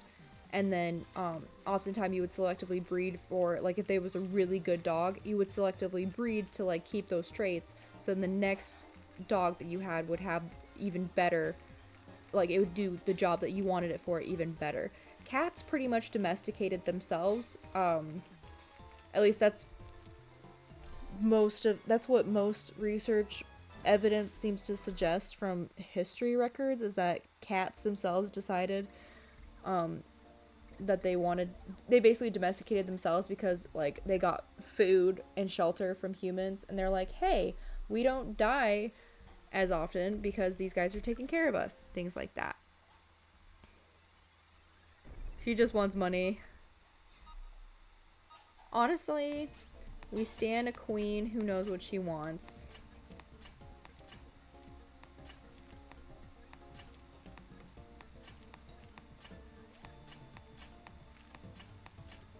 But yeah, all that fun stuff. I hope everyone liked coming to Marie's conservation.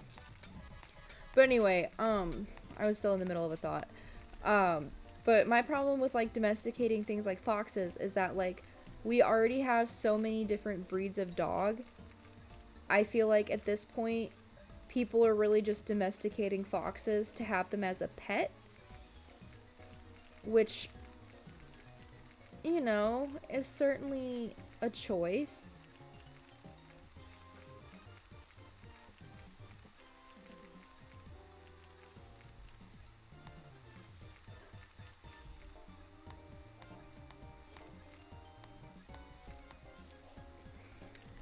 Also, she liked to stand on her Sailor Man's while she turned people to statues with her Medusa gun.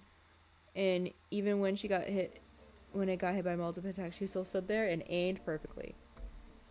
Honestly, I don't know if there is anything that foxes have that dogs don't. I mean, like, because the thing is that, like, they're both from the same, like, they're both canine, like, Canidae. They're both from Canidae. I mean, like, yeah, fennec foxes, but, like, regular foxes, it's, like, pretty much, the only thing that's really different is that, you know, foxes, I don't even know what's different. I'm sure there's, like, things, like, if I looked into it, there's, like, differences. But, like, off the top of my head, if I'm thinking, like, between, like, a dog and a fox, with how much we've already done to domesticate and make a whole bunch of dog breeds, I feel like no matter what you would want a fox for, there's almost certainly a dog breed that has been selectively bred to do the job that you want them to do, and it could probably do it better than the fox can, because dogs have already been bred to be friendly to humans, whereas foxes haven't. And I feel like therein lies a really big danger, because foxes are still wild. It's just one of those things.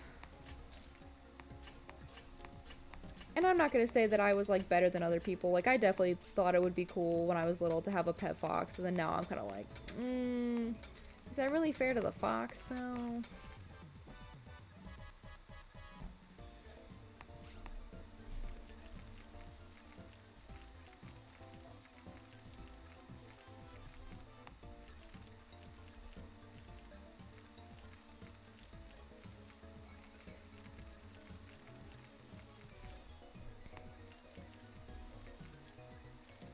Well, and as we're getting farther into the future too, like things like are becoming more and more possible with like editing genes and all that, like genetics, like in utero and stuff, and that also, hi cat, that also brings like a whole other layer of like topic of discussion with conservation, like all that. It's a very detailed and topic that just, there's a lot going into it.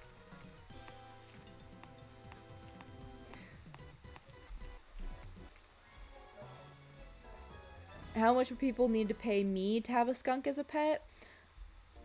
Honestly,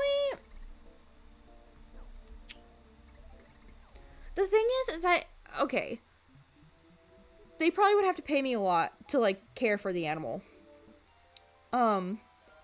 But the thing is also is that like it would have to be really dependent on like why, like how the skunk came to be my pet. Like, because the only way that I would like feel any sort of like justified in keeping a skunk as a pet is if it was like heavily injured or something, and then like couldn't be released back into the wild and so had to be cared for. That would be the thing.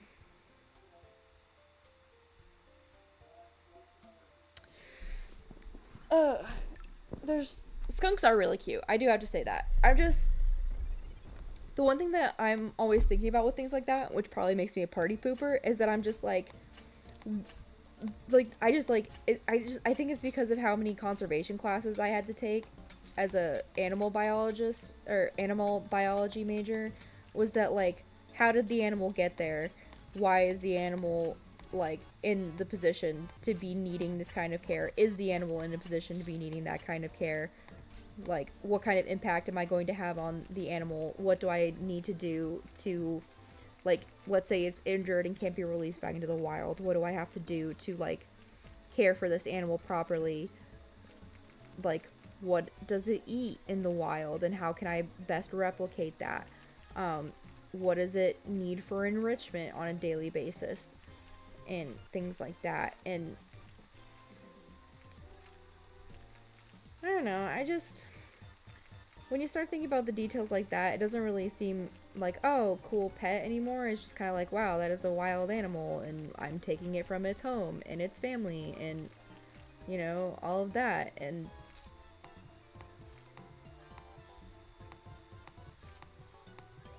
I just think there's something to be said about leaving nature where it's supposed to be.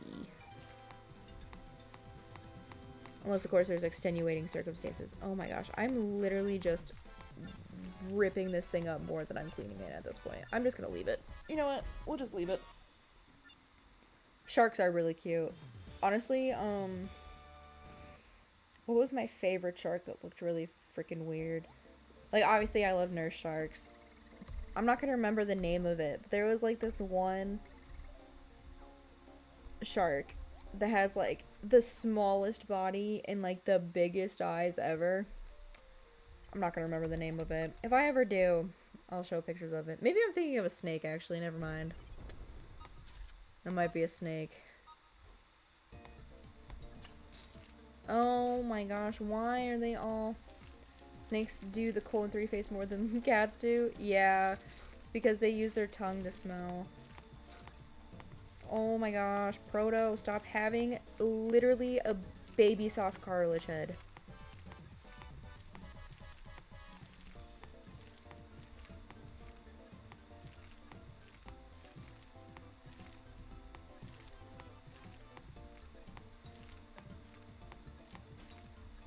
Baby soft cartilage head. We're gonna ignore how... Ooh. Ooh. Ooh.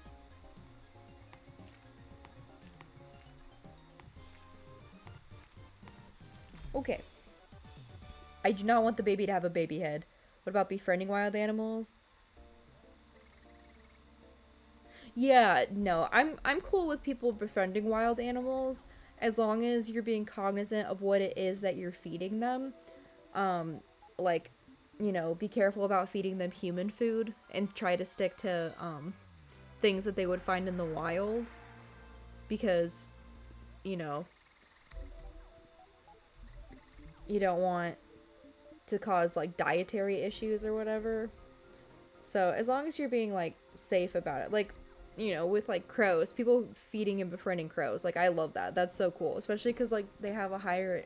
The thing about crows and other corvids too is that they do have a higher intelligence, and they do have more of an ability to like choose when they're interacting with you. Buzzards are cool, honestly. They kind of freak me out a little bit, just because of like how big they can get. But they're cool animals. Oh my gosh. I swear if you also have a soft head. Okay. But yeah, let it be known from here first. I do not want the babies to have a soft baby heads. If another baby is brought to me with a soft baby head, I will use the cartilage that is unformed in his head and I will make him into pottery. It is not my fault that his skull fractured so easily under my unwieldy little hooves. If anything, it's his fault for trusting a sheep with tools to carefully extract out his soft, malleable baby head. I can't be blamed for not doing that great of a job, okay?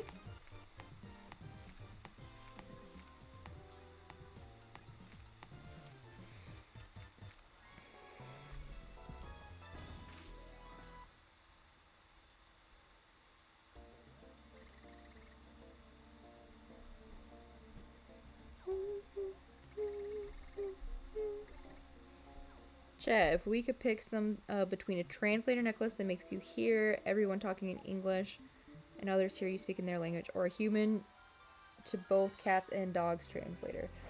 I'm gonna be so for real. I'm picking the translator necklace for because there's so many languages. Oh my gosh. That would be so useful. And also for the most part, like, you can figure out what cats and dogs are like trying to say, especially if they've been like raised around humans, because they do figure out how to communicate with you. Like, obviously it won't be as much like of a one-to-one, but like you can tell when your dog needs to go to the bathroom because they'll tell you, or when your dog is happy because they wag their tail and all of that. It really just,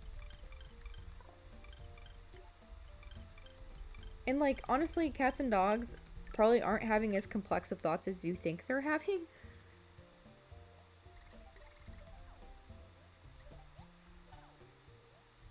To put it bluntly, sometimes nature is not as smart as we think it is. But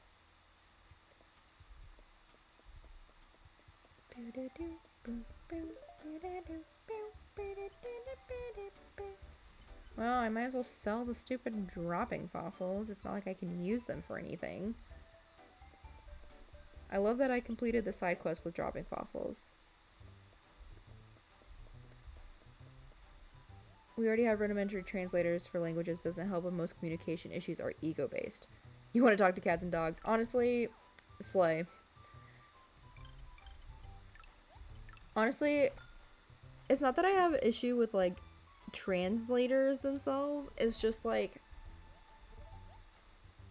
I have so much issue already with talking with people. I feel like honestly, Melancholy does bring up a good point.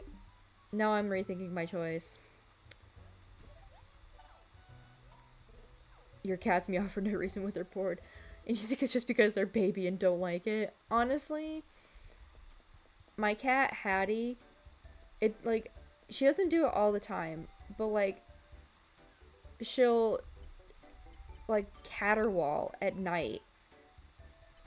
And it's not because she wants like attention or anything. She just like wants to hear her voice echo throughout the house. Cause she does it at night when she thinks we're all asleep. And then if you talk to her, she like goes quiet and then she moves to a different part of the house to keep caterwauling. She's so fucking weird. You wish dragons were real. Not only would it be cool, but a lot of jobs would be created.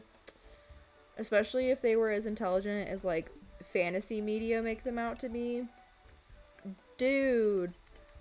I would trade my soul to work with dragons. Would you rather have a pet that's any imaginary creature of your choice or any dinosaur of your choice? That's really hard.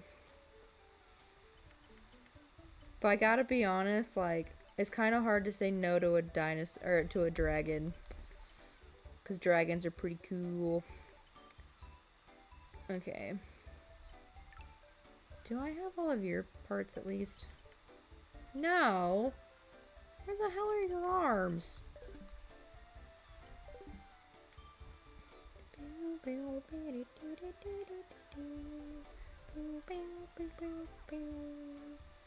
Okay, I'm gonna go find her arms. The space, where will I put the dragon? Oh shit, you're right. Well, but also, where would I put a dinosaur? Most dinosaurs were huge. Also, I could have it be a baby, like a little tiny dragon. Oh, hi Hattie. I was just talking about you.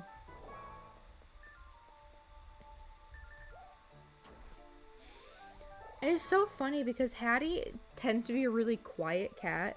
Like, she'll just, like, sit there. And, like, the only time that she's ever, like, super loud is whenever she's either, well, one, when she's licking herself, because her face is kind of, like, smushed in, so she, like, has trouble breathing when she is cleaning herself. It's really funny. Because it's not, like, a dangerous thing. It's just, like, she wheezes when she's cleaning herself. But then, like, if she's upset at you, especially if, like, you pick her up, she'll, like, make noise. But then the only other time that she, like, makes noise is when she's caterwauling at night. And you would think that she'd be, like, asking for attention, but no. She just got to say things. In your dream world, you imagine humans, Pokemon, and dragons all coexisting, and they are both as intelligent as humans. Honestly, I feel like there are some Pokemon that are more intelligent than humans, which is fair. Like, yeah, define dragons, like wings, fire, breathing lizards, or hoarders of wealth and power that destroy all that around them. Because we already have one of those.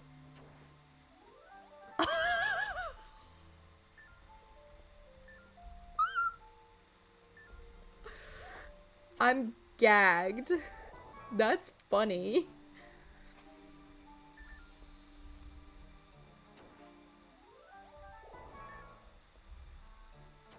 More intelligent for sure.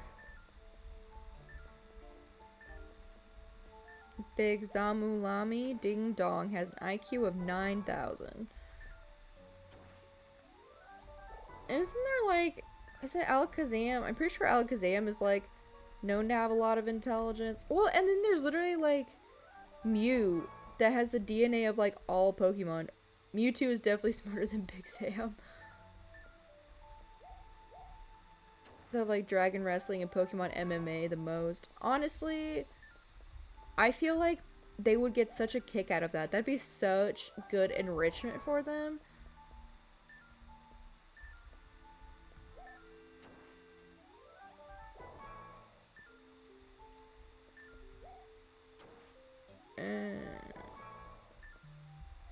Oh my goodness. Who is texting me?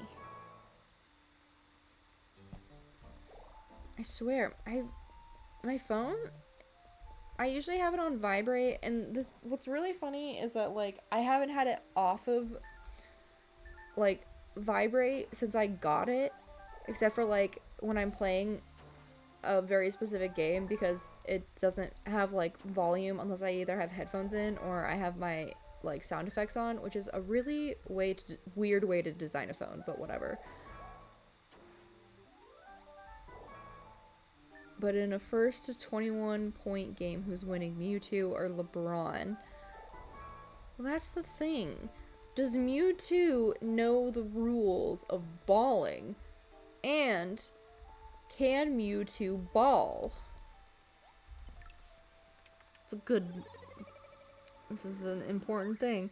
Distinction. And also, how many penalties would Mewtwo take for, like, using powers? Like, can he use his, like, psychic abilities, or is that off limits?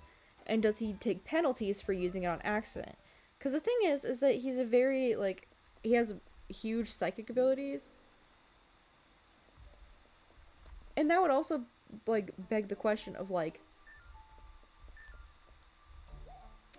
Bilbo fights Smog and is hailed as a hero. I try to fistfight Elon Musk, and suddenly I'm banned from the state of California for legal reasons. This is a joke. I mean, you don't even have to fistfight Musk, man. At this point, you just have to call him a piss baby on Twitter, and then he'll cry about it.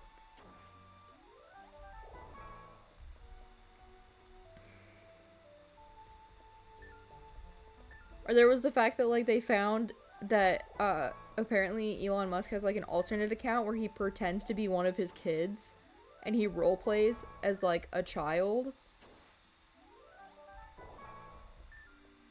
Twitter users, when they wake up and Elon is still alive, crying. Honestly, artists who still use Twitter.com are braver than anyone I know. Because they wake up every day and have to use the platform that Elon Musk owns.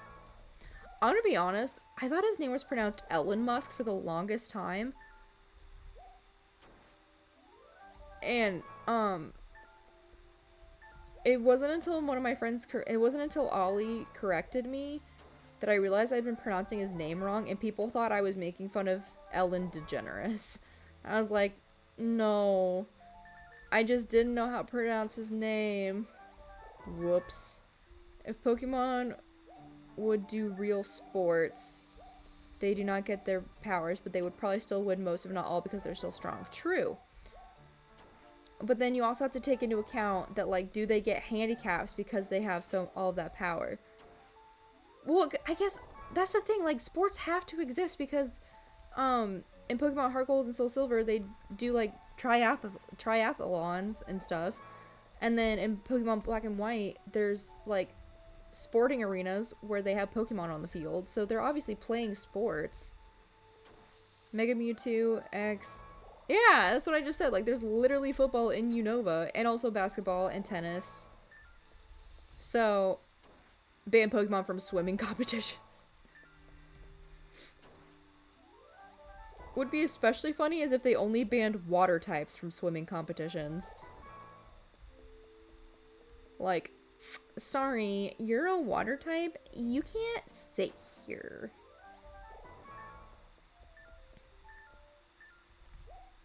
True, if it is Pokemon only, it is fair play. But we were talking about Mewtwo versus LeBron. Now, you know, LeBron James is a very, very good basketball player. But if we were going based off of, like... Well, that's the thing. Like, because doesn't Mewtwo have, like, kind of shitty attack? Or am I thinking of something else? Because he has, like, mostly psychic abilities. And I know he has the DNA of every other Pokemon in him. But I still feel like... if a psychic Pokemon can't use psychic powers, but a fighting type can use its body, isn't that discrimination? Au contraire.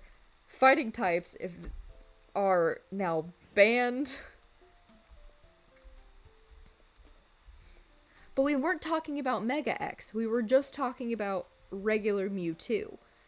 Also, you are so right. Wakeboarding must be awesome in the Pokemon world. Honestly, I feel like it kind of depends. I feel like all of it depends. Ugh.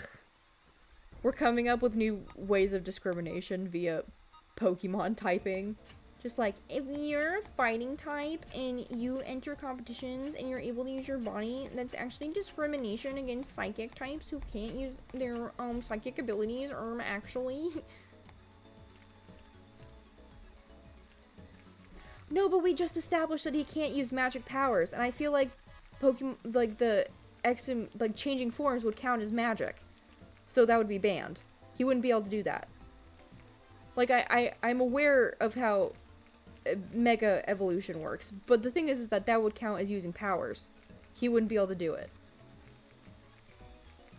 I feel like I'm using... This would be a time to have a copium emoji of me. I'm just coping. Would using Pokevitamins like calcium and carbos be a Poke-doping scandal?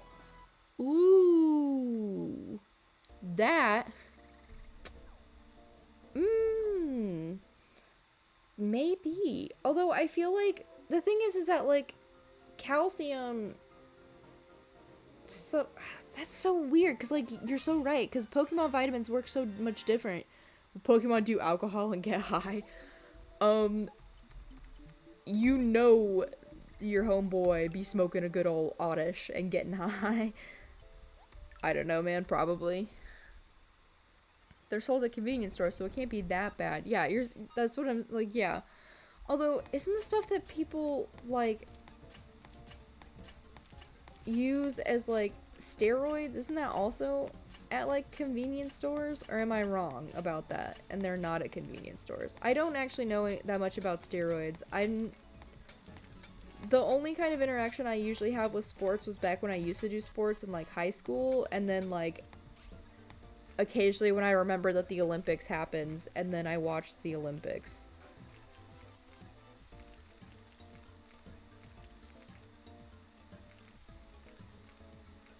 Well, I don't know. Maybe carbos, because like the thing is that like it boosts their stats, but vitamins also technically boost human stats in a way. Gah, gah, gah.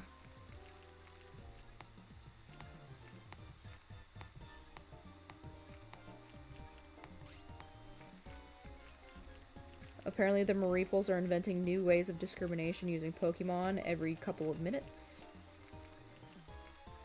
I am saying this as a positive thing.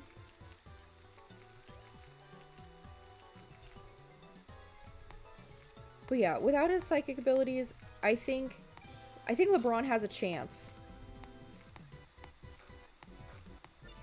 Especially because I don't think he'd be able to use his Mega Evolution. So I think LeBron would have a chance. And it would ultimately come down to whether... But here's the thing. Would Mewtwo care about winning a basketball game? This is the real question. Would he care enough to compete? Not things that can be used for those. Ban items that enhance Pokemon but keep held items because it could be argued it's for emotional support or something. True. Also, I feel like held items only do so much good. Because, like, it depends on what the item is. Mewtwo would probably just kill LeBron. No, but I feel like, wasn't there, like, a whole movie about how, like, the sanctity of life? And how, like, Mewtwo was like, oh, I see now that the way of one's birth does not determine who you are. Or something like that. Wasn't that, like, a whole thing? Are we just retconning Mewtwo's emotions?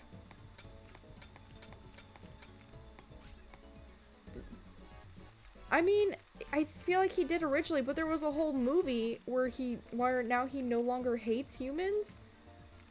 I didn't make up this movie, am I? Oh, you're saying you're talking about game Mewtwo. Okay, well, you didn't specify. Well, the original argument didn't. Actually, the original argument didn't specify it was a game Mewtwo.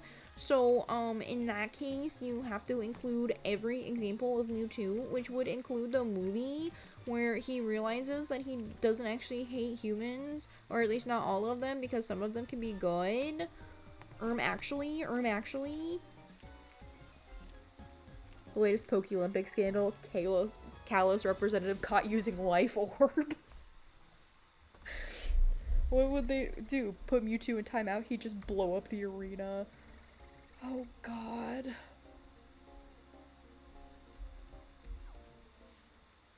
I feel like we have to include the anime and manga Mewtwo. I feel like that is important. Because the original argument didn't specify that it was just the games, so... You know... But I guess if it was just the games, he probably... Yeah, he probably would just straight up kill him. He'd be like, you're done. Would Pokemon be listed under the country they found themselves in, or would they unite for a new nation? Ooh, I feel like it could depend on the Pokemon. I feel like some Pokemon would be like for an Olympics. Oh. I don't know. I feel like it could depend. Because, like, would they go for, like, where they were from? Oh, I totally whacked up that pearl. Whoops.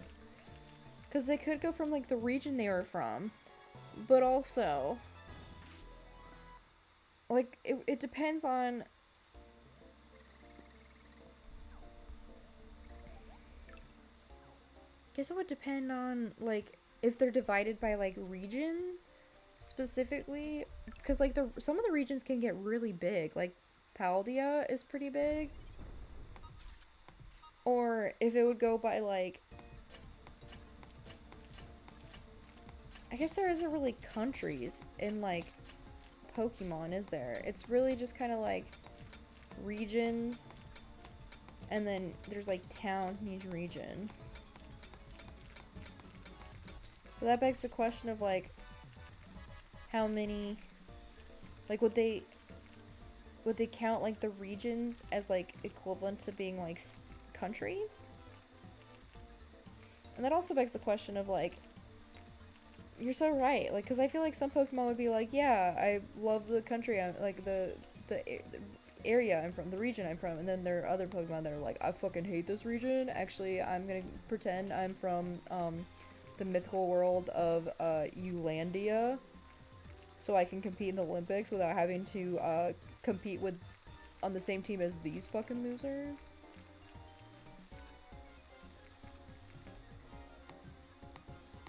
Although, that also begs the question of if they're legally allowed to do that. But that also begs the question, back again, about, like, you know, do they count it by region, or do they count it by, like, cities? Because there's only so many cities in each region. And I feel like if they want to, I mean, I guess with how many regions we have now, there would be enough just to go off of regions. But that's the thing.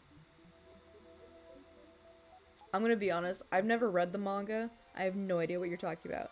I think if Charizard tried to join, he would register under the Terrific Valley. Honestly, I feel like Charizard, because of how many regions he's native to, I feel like he would just be automatically disqualified. Sorry, dude. L. Each region has a league which can be seen as a sort of governing body. Exemptions for side games like the Ori region and Johto since it shares its league with Kanto. Oh, yeah, so it would go by... Okay, so what you're saying is it would go by region. Okay.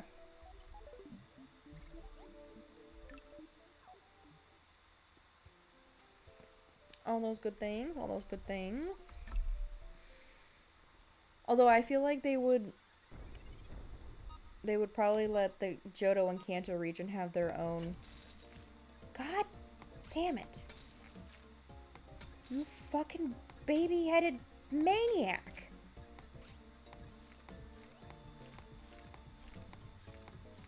Guys, I found another infant skull. Ooh. Ooh. Infant skull.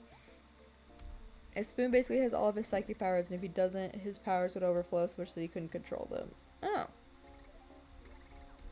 Good for him? Or I'm sorry that happened? Perfectly balanced, as all things should be. I love how you say that about me almost fucking up a baby's skull.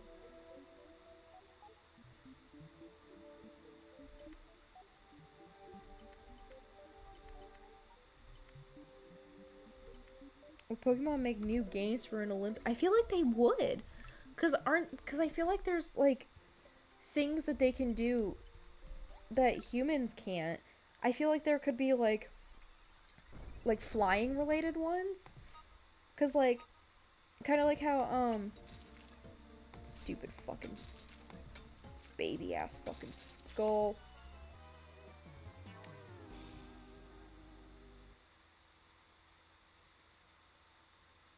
There is no way to clean it without, because you have to use the hammer, but it's so sensitive. Nike brand deal except Mewtwo gets sponsored by silverware companies.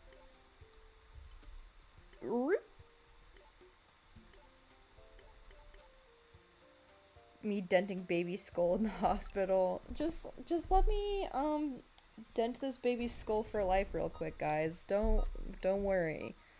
He'll turn out just fine. I didn't dent his brain on purpose. But like with the black skulls you have to, or with the black rocks you have to use the hammer because the drill won't do it. Ah, stupid fucking baby skulls. I hate babies. I wish they didn't have such malleable brain meat. Don't take that out of context. That is specifically meant for Proto with fossil fighters, and I'm not talking about any other baby. Unless you use it for a meme, because that I feel like would be hilarious.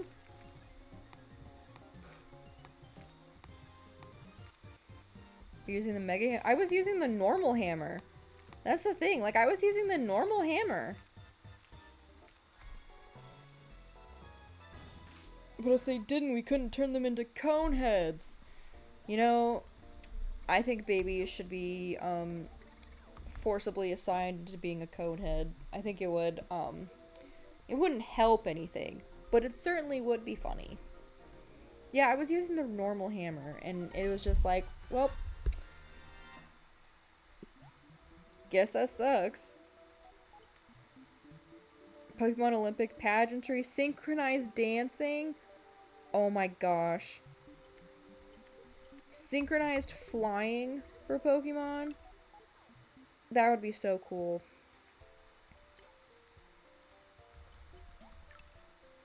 Parents would have to opt out of it.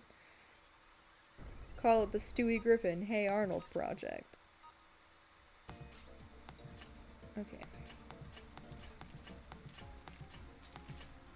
Could these fossils stop breaking at the slightest hint of my hammer being too close to you?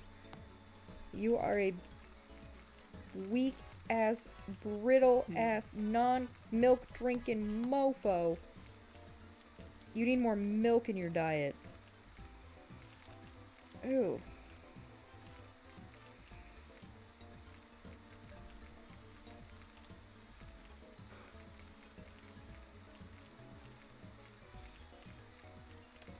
I just farted and it was the grossest smell I've smelled in a while. And I work at an animal shelter, so that's saying something. Hopefully that means my insides are starting to settle down.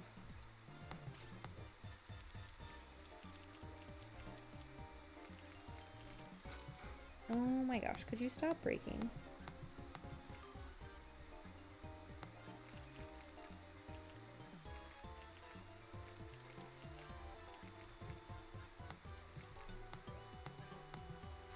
Okay. Stupid tail, I got it. I got it. Size my legs.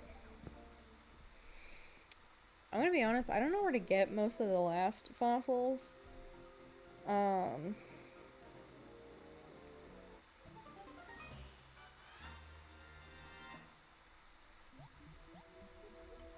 more skills can be learned. Ha ha ha. Hey guys, for a prank, go break into a hospital in the middle of the night. Then while everyone's asleep, you turn every baby skull into a cone head. I'm gonna be honest, it's kind of what happens when the baby comes out of mom. Which is why the baby's head is so soft. But then, like, after it's done being pressure cooked by being squeezed out of them, it goes back into being, like, a spherical shape. The more you know. I'm just gonna sell these. I don't feel like cleaning any more of these black rocks.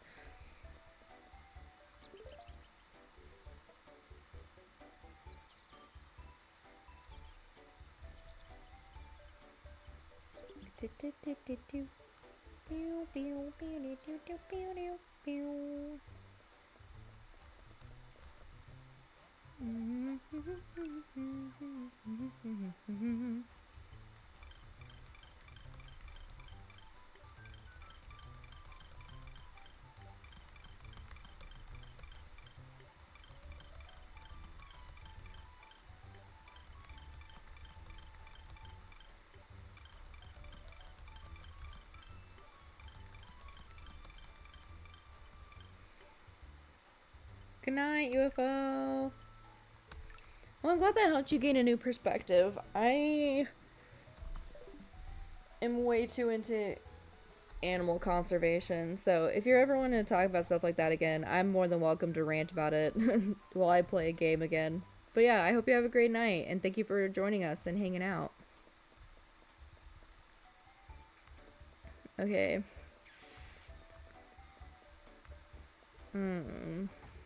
The real thing to think about is...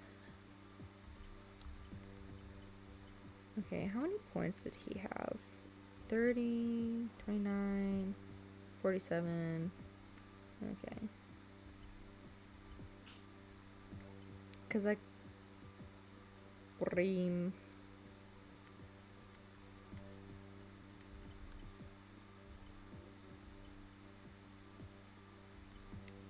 Me and my jazz band haven't had much work since Sonic stopped being a werehog. If only there was something we could. Wait, is that kid cleaning a fossil? Alright, boys.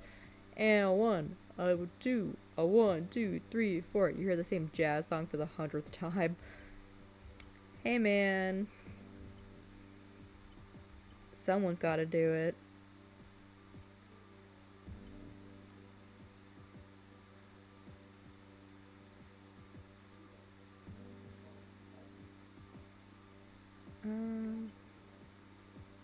What was I doing? Oh, right. I was thinking about adding her on instead of Andrich.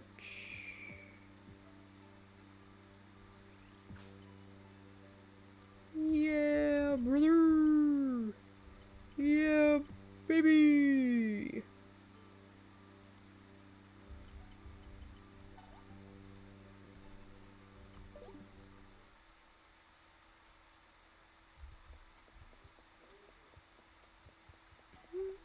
Alright, let's go attempt to fight the world-ending dude. I've got enough fossils to make it worthwhile. Why are you down here? Am I supposed to talk to someone? Yes. Gunash is unbelievably powerful. This will likely be the hardest fight of your life. Are you ready? Yes. Are you sure you are prepared to face Gunash in battle? I'm less sure, but yes. Understood. Good luck, Marie. Prepare to be teleported to Gunash. Alright, let's go.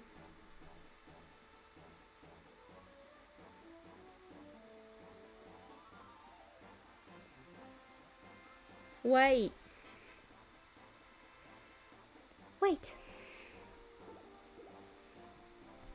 I'm going too. I can't let you go alone, Marie. I would also like to go.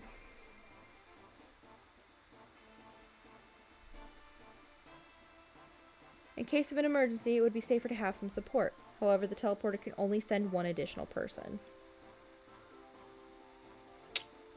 Marie, who will you bring along with you? It's not even a question. I'm bringing the hot lady. Duna, get your ass over here so I can internally make out with you. Thank you, Marie. I want to stand with you in this battle. Rosie, why are you gurring? Just because we were friends first. Sorry, I friend-zoned you. We don't need to be the pink-haired duo, pink-haired, pink clothing duo, okay? We really don't. We need to find other people. Are you ready? I'm about to activate the teleporter.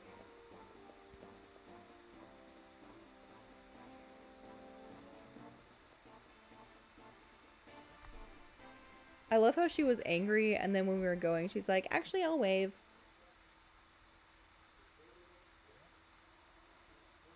Marie, together we will protect Earth and your people.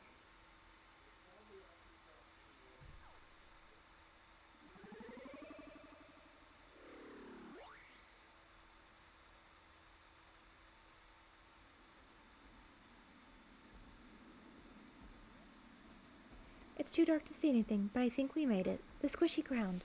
The moist atmosphere. Yes, I think we have arrived at our destination, inside the mouth of Gunash. Yummy!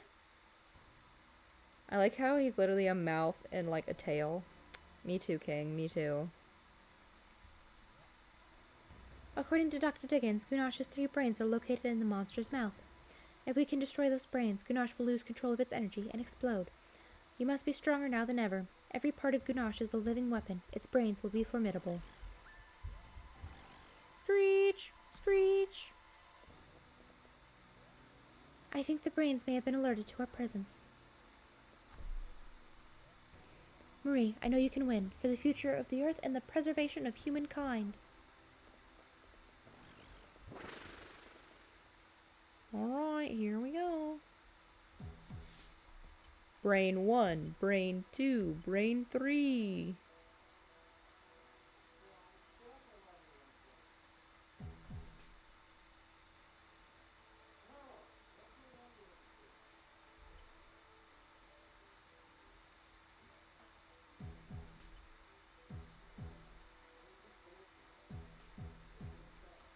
Okay. Honestly, this might be... I already have the team. Well, but she's useful in long, drawn-out battles. Ooh. You know what? Let's put him up front.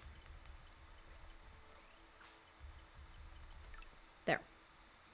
We'll try it this way.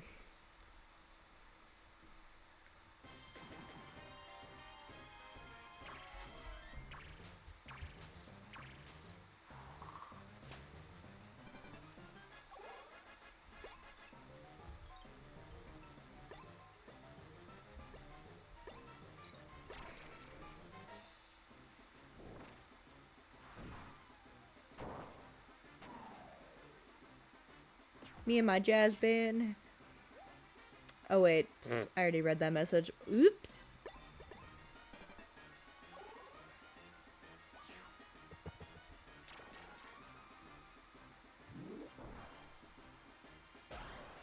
You don't need to hit him.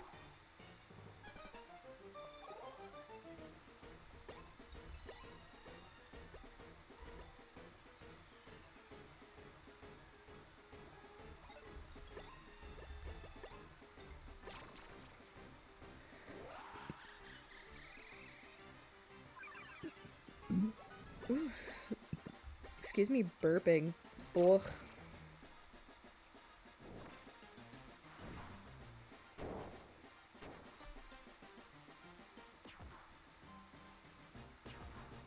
You know, for some reason I remember this being like a super hard battle when I was younger. I don't know if it'll actually be that bad. Oh.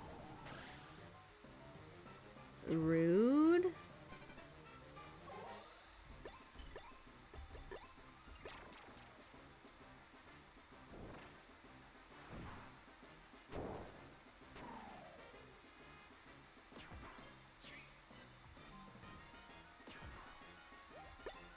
Okay.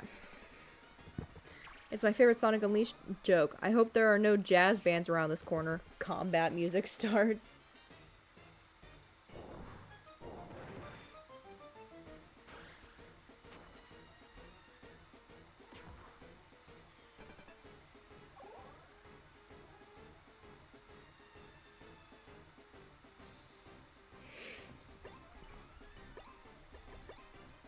I'm assuming Sonic Unleashed has a lot of jazz music in it. They're like, there's so much jazz, we can't escape from it, please.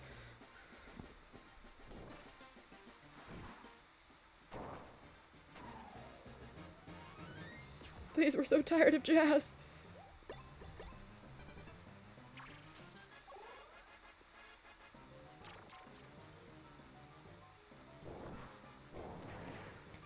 Why are you guys... Oh! You fucking missed, dumbass mofo. Why are they so interested in killing Hipsy, though? It's just one song, but it happens every time you get into combat. It's like, man, I hope there's no jazz band around the corner.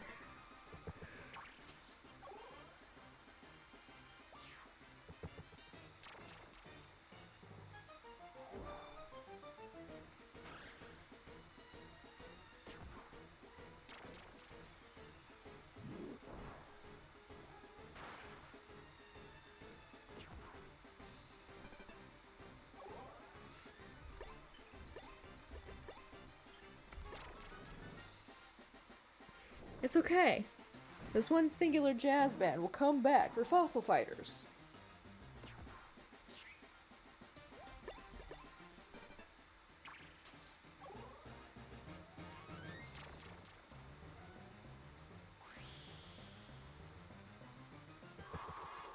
I'm fucking sorry?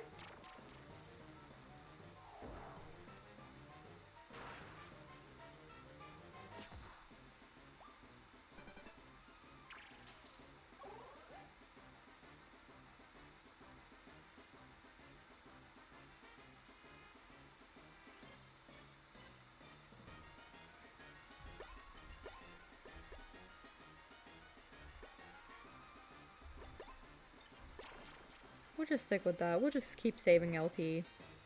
I have a feeling we'll need it. I did not like the way that his mouth moved. Ugh.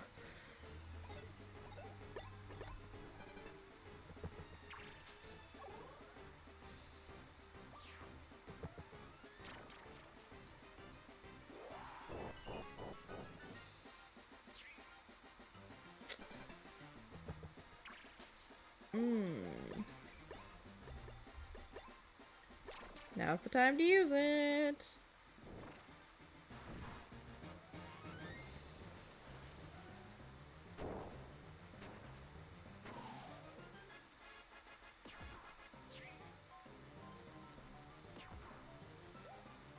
We'll just wait.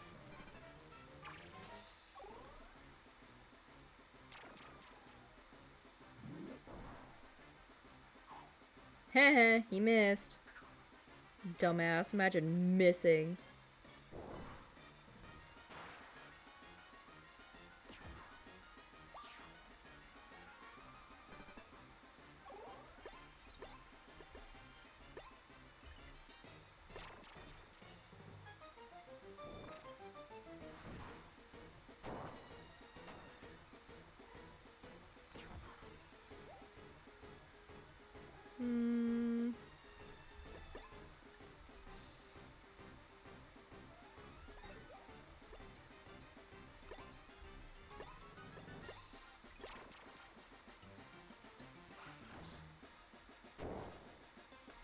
Okay.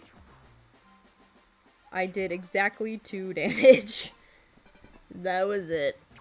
That was embarrassing. Stop attacking Hipsy. It's not nice.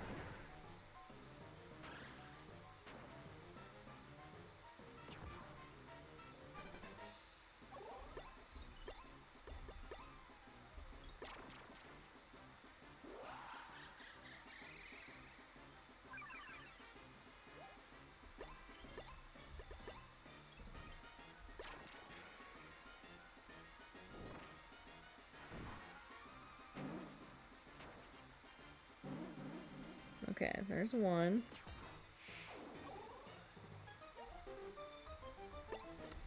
Okay.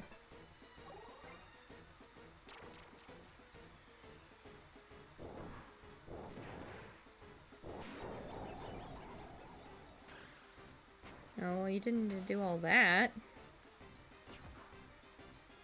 That wasn't necessary.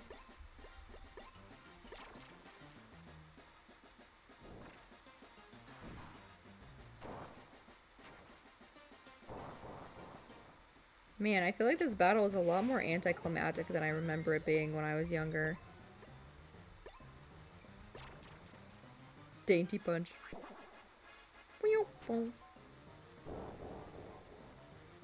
Bye! Bye, sisters.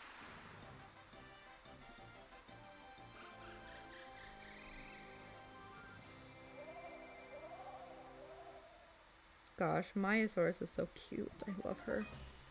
Wow, Kartar leveled up. Look at him go. Yeah, you breathe heavy, man. You breathe heavy. Oh, hey, Neil leveled up. Look at him.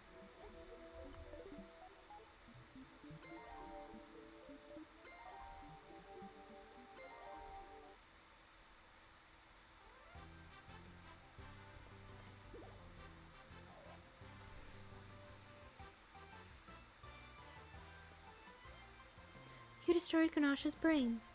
You did it, Marie. You saved Earth.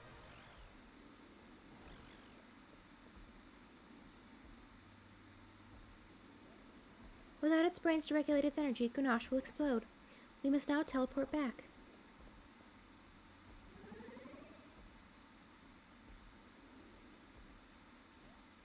No good. Ganache is leaking too much energy. It's interfering with the teleporter's tracking system. Don't worry though, I was prepared for this and brought a backup plan. We will use this portable stone sleep inducer. In stone form, we'll be able to ride out the explosion safely. King Dino will easily be able to find us later and revive us. Quick, hold my hand so we don't get separated.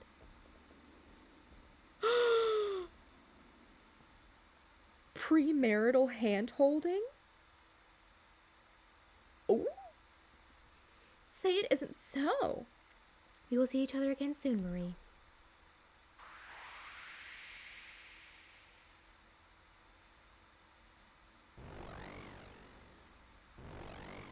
It's illegal. You're right. Oh my gosh. Premarital hand-holding in this economy?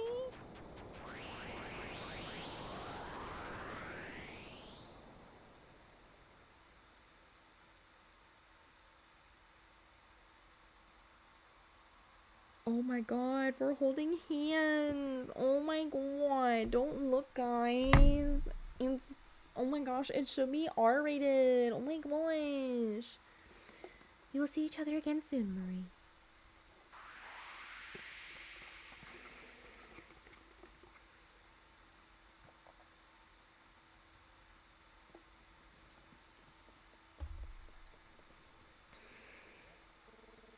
Good morning, sleepyhead. How does it feel to be on the other side of a fossil revival? Marie, you're safe. You defeated Gunash and saved the world. We're all safe. You must be tired, son. Take some rest. We can catch you up later. Where the fuck is Duna? Where the fuck is my wife? We touched hands. We have to be married now. You, must be looking for Duna, huh? King Donald told me not to say anything, but there's something you should know. When you and Duna used the stone sleeper inducer, the energy leakage from Gunash tainted things. The stone sleep device malfunctioned.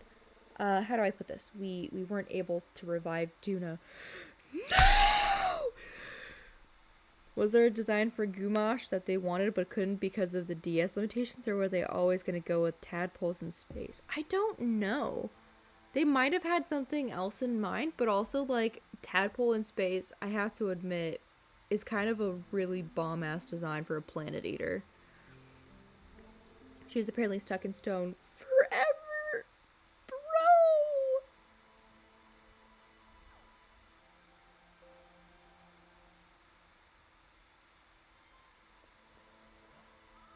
No!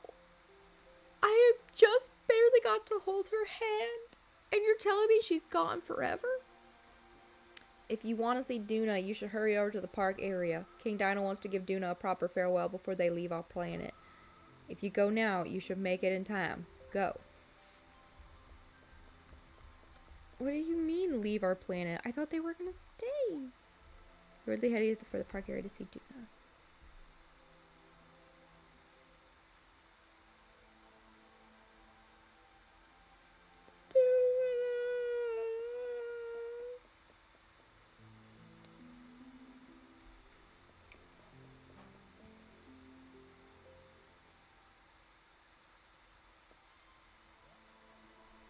Marie, we are grateful for your skill and bravery in defeating Gunash. It is most fortunate that you were able to be revived. I assume you heard about Duna's condition. As you can see, she is still bound by stone sleep. Nothing in our vast array of technologies has been able to revive her. We will venture back into space, hoping that someday we will find a way to revive her.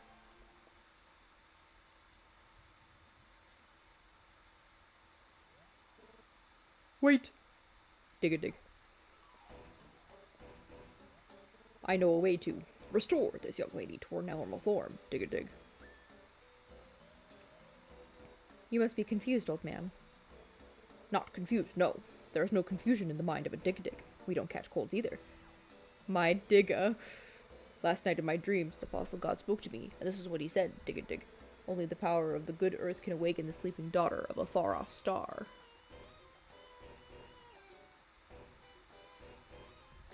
Young fighter, I have heard that you and this girl saved our good earth, dig-a-dig. I believe that in payment for this deed, the fossil god has given me this hot tip, dig-a-dig. So, young fighter, you must stand before the girl, and you must perform the dance, dig-a-dig. Gather the power of the land with the passion and vigor of your hip-shaker dance, dig-a-dig. Go stand before... Fossil god, power of the good earth, hip-shaking. I know little of these things, but I still encourage you to try, Marie.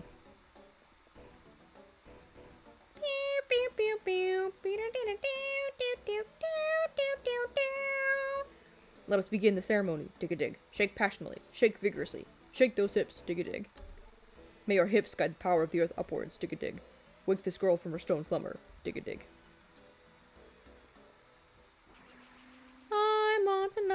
my hips don't lie, and I'm starting to feel it's right.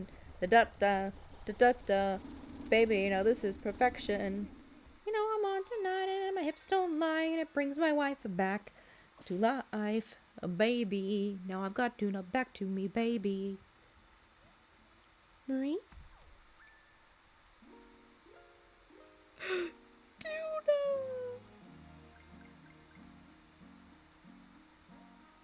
A miracle. This is, without a doubt, a miracle. Marie, your passion and vigor and hips have broken the unbreakable. You are truly an exceptional being. Man, Riz so strong, ass so fat, it broke my wife out of eternal stone slumber.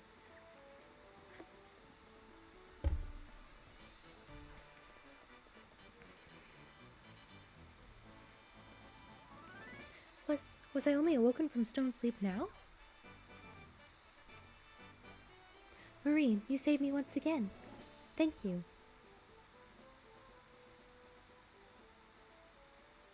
Why are we fading to black?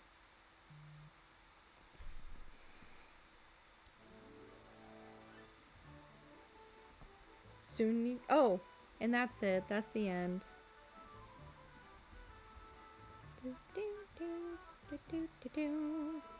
Woohoo! With all the disasters and doom taken care of, we can all get back to normal life again. Indeed, Doctor. I'm almost afraid to ask, but will that include finally changing out of that outfit? Funny, you should ask. I've really enjoyed getting in touch with my inner caveman, and I'm thinking about making this the regular uniform for Fossil Center employees. What did I say? Nothing, Thog. Will you also be trading your microscope and computer for a club made of bone? Ugh. Who would win, Superman or the power of Marie's hips with a dig-a-dig dance? Me. Because, like I said, a heart so pure, ass so fat. I could destroy the sun with these hips. Remind me, Vivian, how exactly did we get stuck on garbage pickup duty? Why didn't we skip town?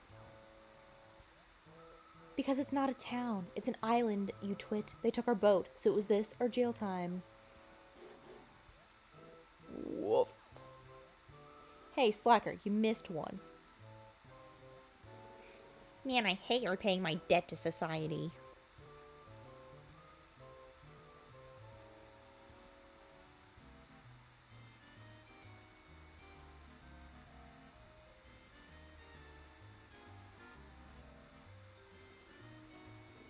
You haven't beaten me yet. Just you wait and see. I built this place. I'll escape, and when I do, you'll all suffer for this indignity. Oh, how you'll suffer. You'll all suffer so much. He picks up trash with his nose. Honestly, he probably could. Hey, quiet down in there, or you're back on carrot sandwiches for dinner. No, not the sandwiches. Anything but the carrot sandwiches. I'll be good.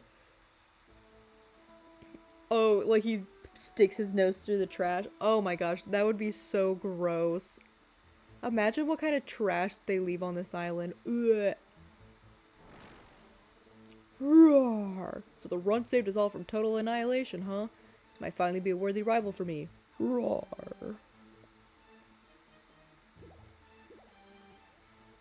Big news! Sarah just accepted that Hero Kid as an official rival. Megaton. That makes for a total of only 2 rivals for Sourhead. The Kid and Tyrannosaurus.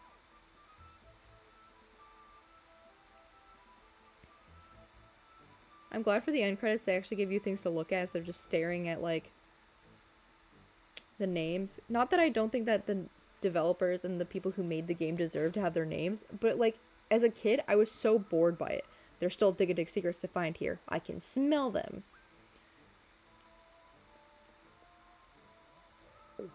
I wonder what this button does. You shouldn't press random buttons.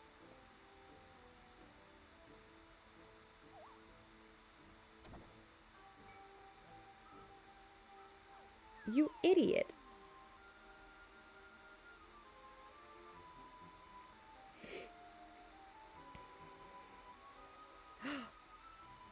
The pirate! I hope he's doing okay. I hope Woolbeard's doing good with his ribbon. Wooly woo. Yar, there ain't no life like one of digging and battling. Who needs bones of your own when there are fossilized ones to be found? I wonder if we could fossil revive his bones. If that would do anything.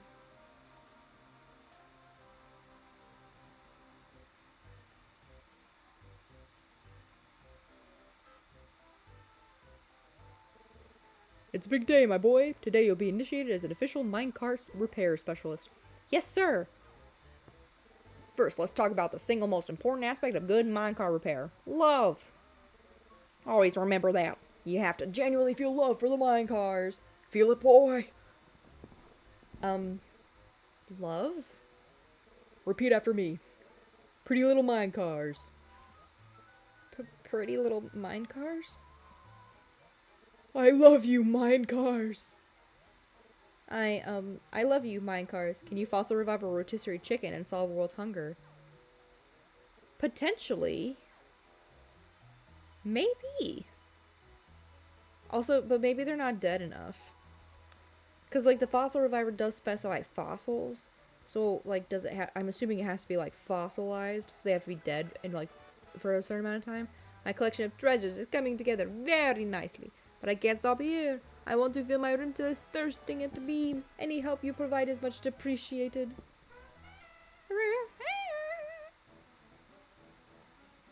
Wouldn't that be so funny if you could fossil revive rotisserie chickens and solve world hunger? But wouldn't it just churn the rotisserie chicken into, like, a chicken? Wouldn't you still have the same amount of chicken? Dig-a-dig. Even I was surprised at the impact of the hip shaker dance. Dig-a-dig. I believe it is a dance that should be known throughout the world. Hello world, dig-a-dig. This one is one very vigorous, passionate dance. Oh, my back. He threw out his fucking back. King, me too. You throw it back too hard, and your back gets thrown out.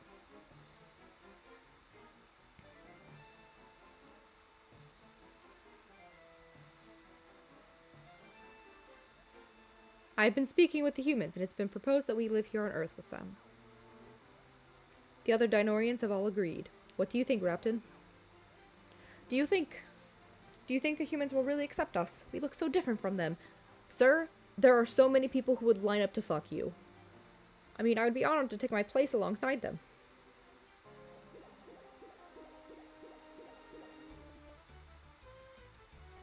So many people. Like, I am first in line to want to fuck any of you guys, man. You guys are hot. And you're dinosaurs. What more could a girl want? It took some doing, but things are finally back to normal. That young man really did turn out to be something special. Can't wait to see how he impresses us all next.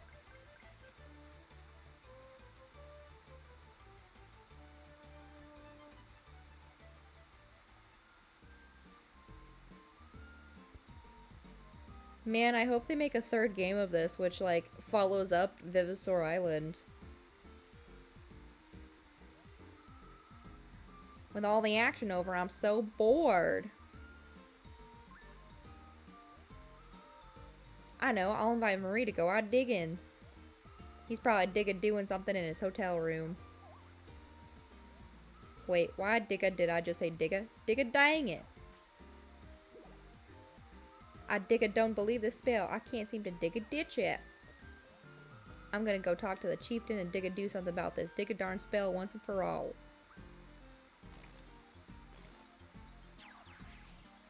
Squeak, squeak! Oh, come on. Even the regression raise effects are still lingering. Why me? There are just as many people who would line up for the Frag Frag as those who would deny them rights. Hey! But I'm sure it would work out in the end. And we are living in the fossil fighter world, where everything is good and happy and nothing bad happens ever. And therefore, Duna becomes my wife. We have so many lovely children. And everybody is happy and healthy, and Dinorians become one with the population, and they go forth and multiply. Yeah.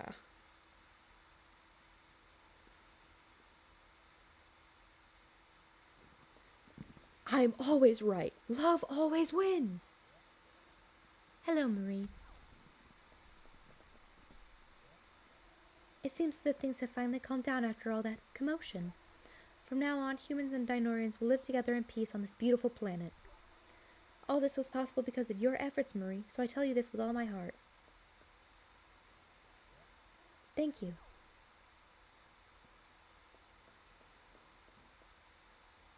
Love wins. We will continue to dig fossils. There are certainly still plenty of them out there to dig up. All the other fighters out there are only going to get stronger, so you have to keep on training hard. I will be your #1 fan.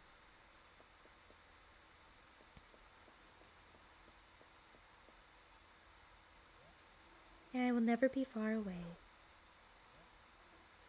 Teehee.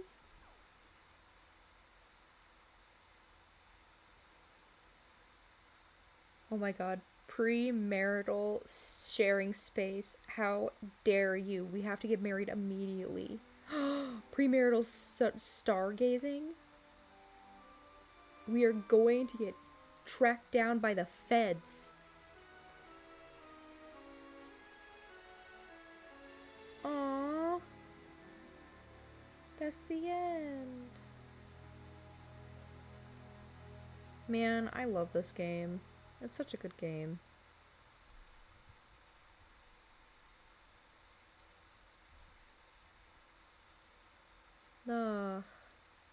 Love wins. And so do dinosaurs. Dinosaurs are pretty cool.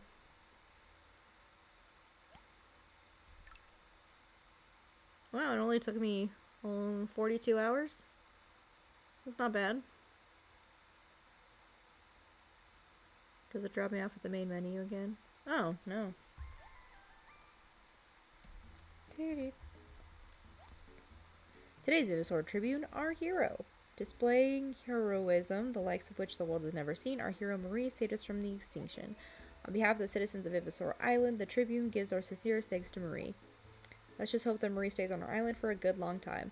Small but solid game. It's better than any AAA game with day one patches. Yeah, I'm gonna, especially with how common day one patches have become. And I think part of that is because of how big they've been making games lately. Because, that's the thing. I haven't been buying games until they've been out for, a year. Because then, I know that they've fixed the patches by then, you know? Alright. That will be the end of this stream. Thank you guys all so much for coming. Thank you all so much for being here and hanging out with me and helping me finish this game.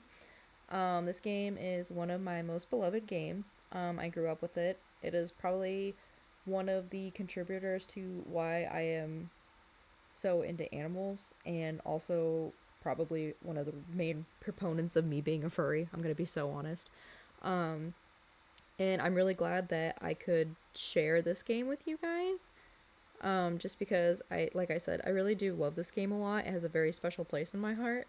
And, honestly, just getting to play through it again as an adult was an experience that, I really enjoyed. And, I also look forward to playing through the second game, which will, I think we're going to stick with it being emulated, because so far it seems like the emulation has been, for the most part, working pretty well. I think we'll take a small break from Fossil Fighter content for a week, so I can get so I can do some more Yu-Gi-Oh! And then the Pokemon trading card game, and then we will play the second game of Fossil Fighters, which is, in my opinion, it takes everything that Fossil Fighters had that was good, makes it better, and then it takes everything that was slightly unpolished about Fossil Fighters and it polishes it. So, I feel like it is honestly, it's one of the few cases where the sequel game lives up to the first game and it even surpasses it in cases. So I'm really going to look forward to playing that with you guys. And I haven't decided yet if I'm going to, if I'm going to choose which Vivisaur I have as my starter. Because, there's one of each type that you can, or one of each of the elemental types you can pick. And I'm not sure if I should do that or if I should just leave it up to a wheel, because I either that or I'm wondering if I should go with the dumbest one, which is the water one. So we'll see. I hope you guys have a wonderful evening. Thank you to everyone who either was here or who was watching the VOD afterwards. I really love just coming on here and hanging out with you guys, and I love that I can have just a chill day where I play Fossil Fighters like this. Because even though my stomach was hurting really bad all day today for some reason, it was still good to just sit here and play games, and I looked forward to it, and it was really cool. Um, ooh, we can go raid. Let's go say hi to Roy Kiato. Let's go say hi to Roy. Alright. So that's everything for tonight. Once again, thank you all for being here. I appreciate you all lots. And we are also only one follower away from the goal that we were originally wanting to reach to do the character crushes tier list PowerPoint. And I do promise that even if we don't reach that goal, we'll probably do it soon, just because like I've already gotten like the list of characters, and then I just have to start. I basically just have to put the PowerPoint together, because I'm gonna have how I'm gonna have it set up is that I'm going to like explain what the character is. So I'm gonna be like, okay, so this is their name, this is what like media they're from, and then one or two facts about them or whatever. And then, you know, my friends Rascal and Ollie will be making fun of me, and then we will rate my taste in characters together. It will be really fun. Alright, I'm going to send you over to Roy. You guys have a lovely evening. Bye.